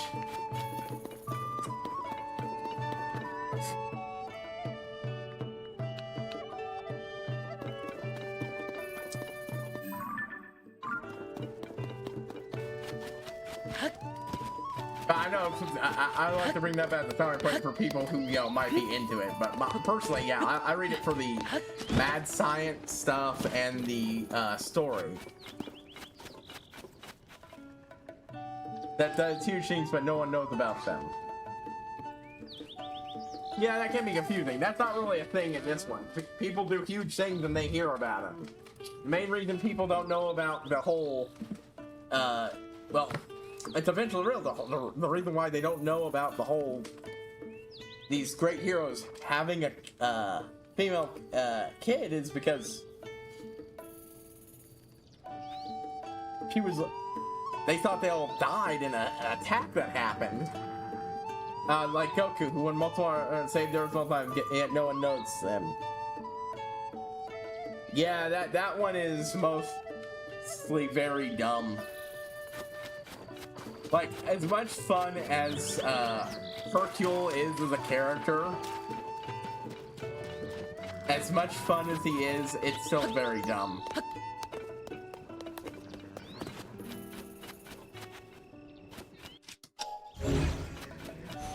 Well, I got a few side quests left, and I think I will probably,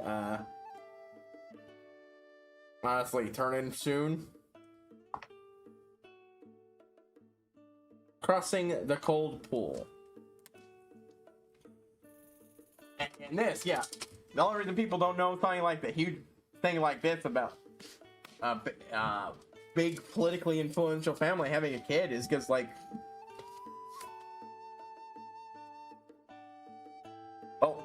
they did know they had a kid, and they know that the kid they did have died, and seemingly so did. And then they went missing for reasons that no one knows, and he was born after that period, by all accounts.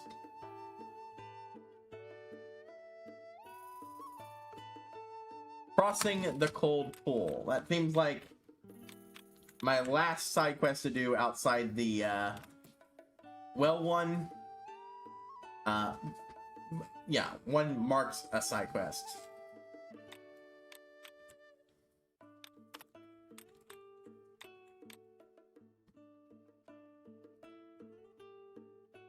And the Visco ones, which I'm just going to do when I hunt down the remaining caves.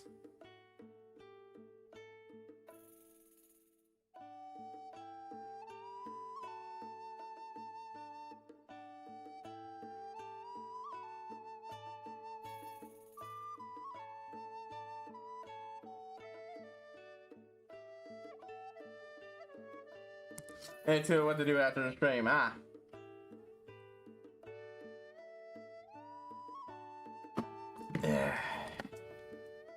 Yeah, I got a thing tomorrow. I can't be staying up that late. I read some manga, read a book, or play some games, or watch a movie.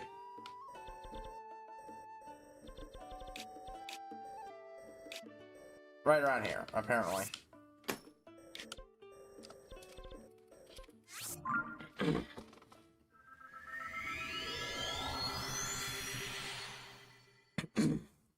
Who knows? Yeah. But yeah, a lot of it has to do with political intrigue, because the whole she's a dangerous X factor in the current political situation of Europe in general.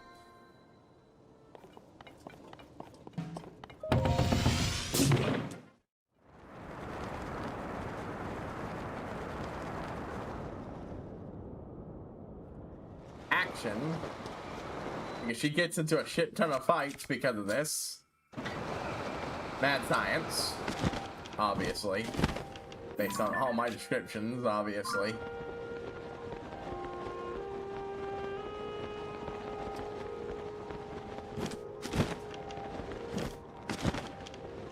And there's generally a lot of fun characters. The main crew that eventually assembles, I won't say all of them, because if you decide to give it a shot, includes Agatha herself,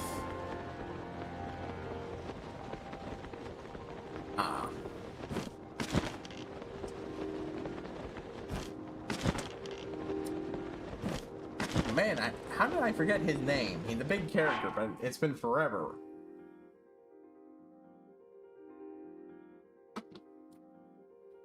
I remember everything about him, but his name,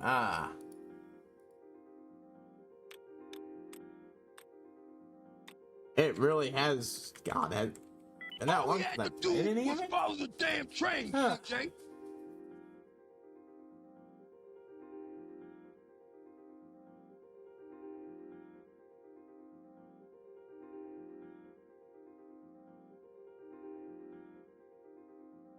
Where is the thing? There should be a about page mentioning characters.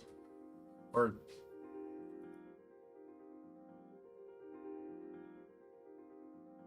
Boop, boop, boop, boop.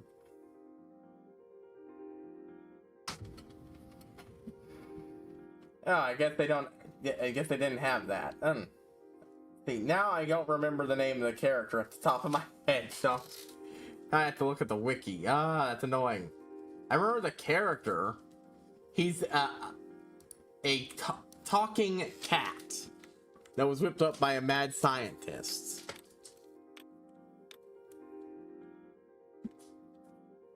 All we had to do was follow the damn train, CJ. I think his name starts with a K.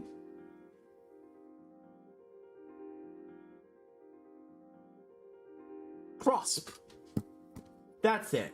It was not Kraus, because that's the name of the first name of the Baron. He's a artificially made cat with a human-like intelligence, meant to be the emperor of cats, who, with the ability to command cats what to do. Here to be like, we were the first and we deserve the right to invade any new lands.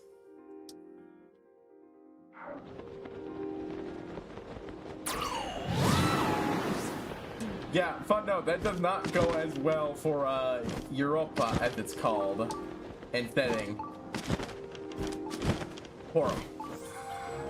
Like, notably, when some people tried to make a, fly their way, most people who try to make their way to the Americas, don't make it.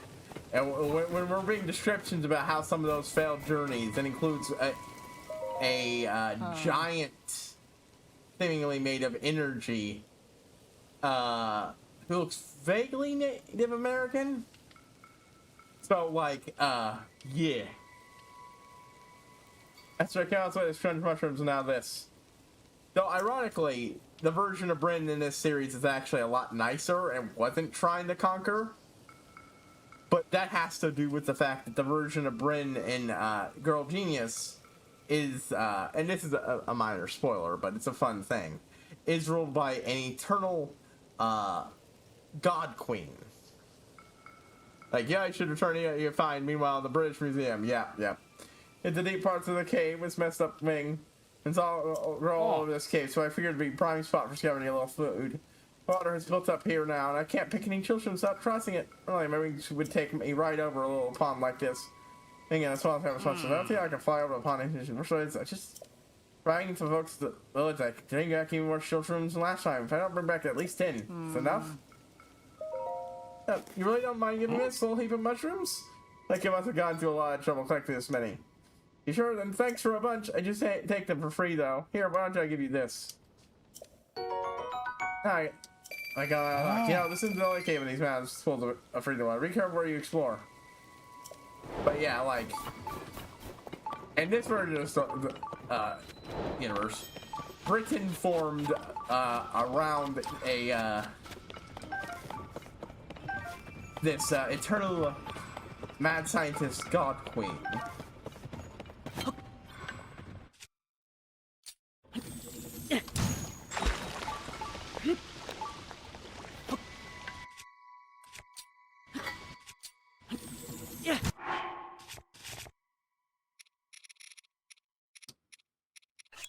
That's fair. That's fair.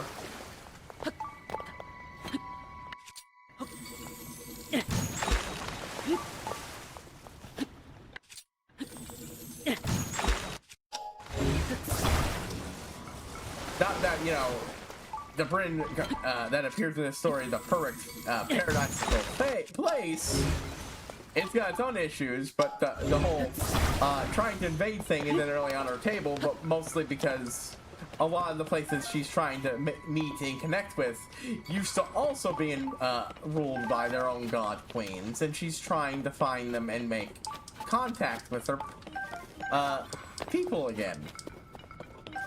I say people, but they're not like they were a singular civilization or anything. They all popped up around where they came from naturally, and they ended up making contact with each other.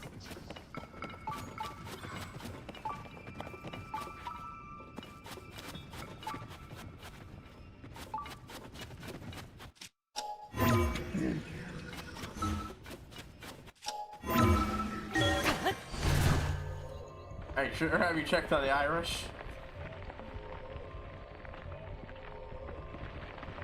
Well, we don't know how the Irish are doing exactly, but given what much of Britain is currently in the story is actually sunk beneath the waves of the ocean, they're probably doing a much better than Ireland.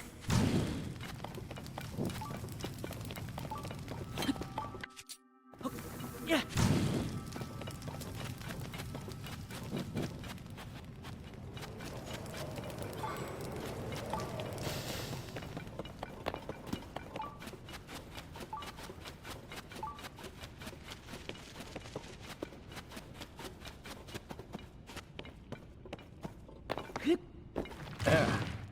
Fuck you.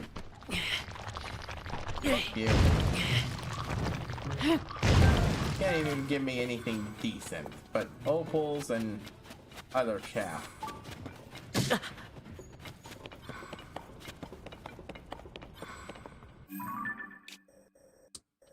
Oh, this isn't even the right cave. Boo!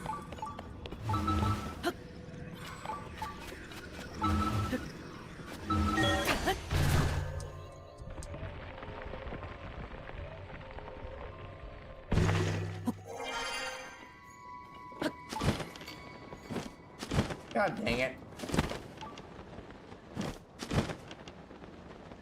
Where are you, Mr. Booba Frog?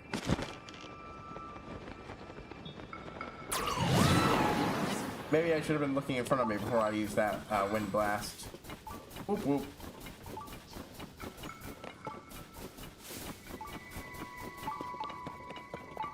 There. Ah! Their ancestors got double fucked by people, huh?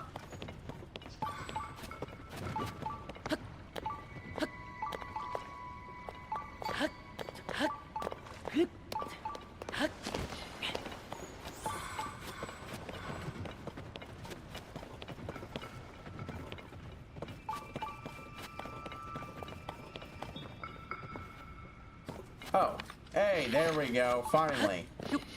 I was right, there is something immediately above me, I just was looking in the wrong spot.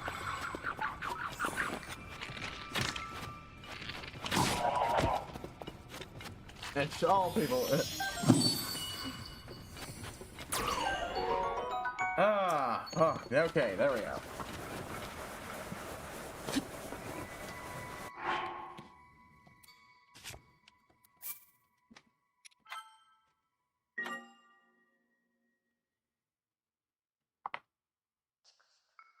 Crossing the cold pool, and what's this cave known as? Alonto Peak Cave.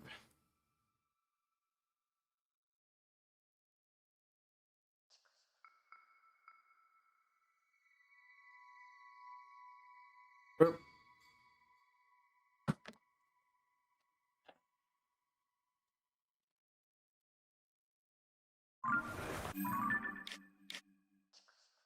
But yeah. Honestly, it's there's some with some generally wacky world building here and there that based on the fact that, you know, mad scientists, including several real world figures for mad scientists in this AU, and that changed things. Like Rembrandt.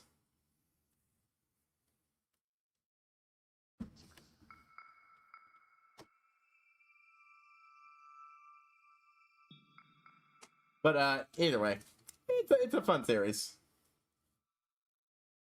Something pretty signing out. I will see you all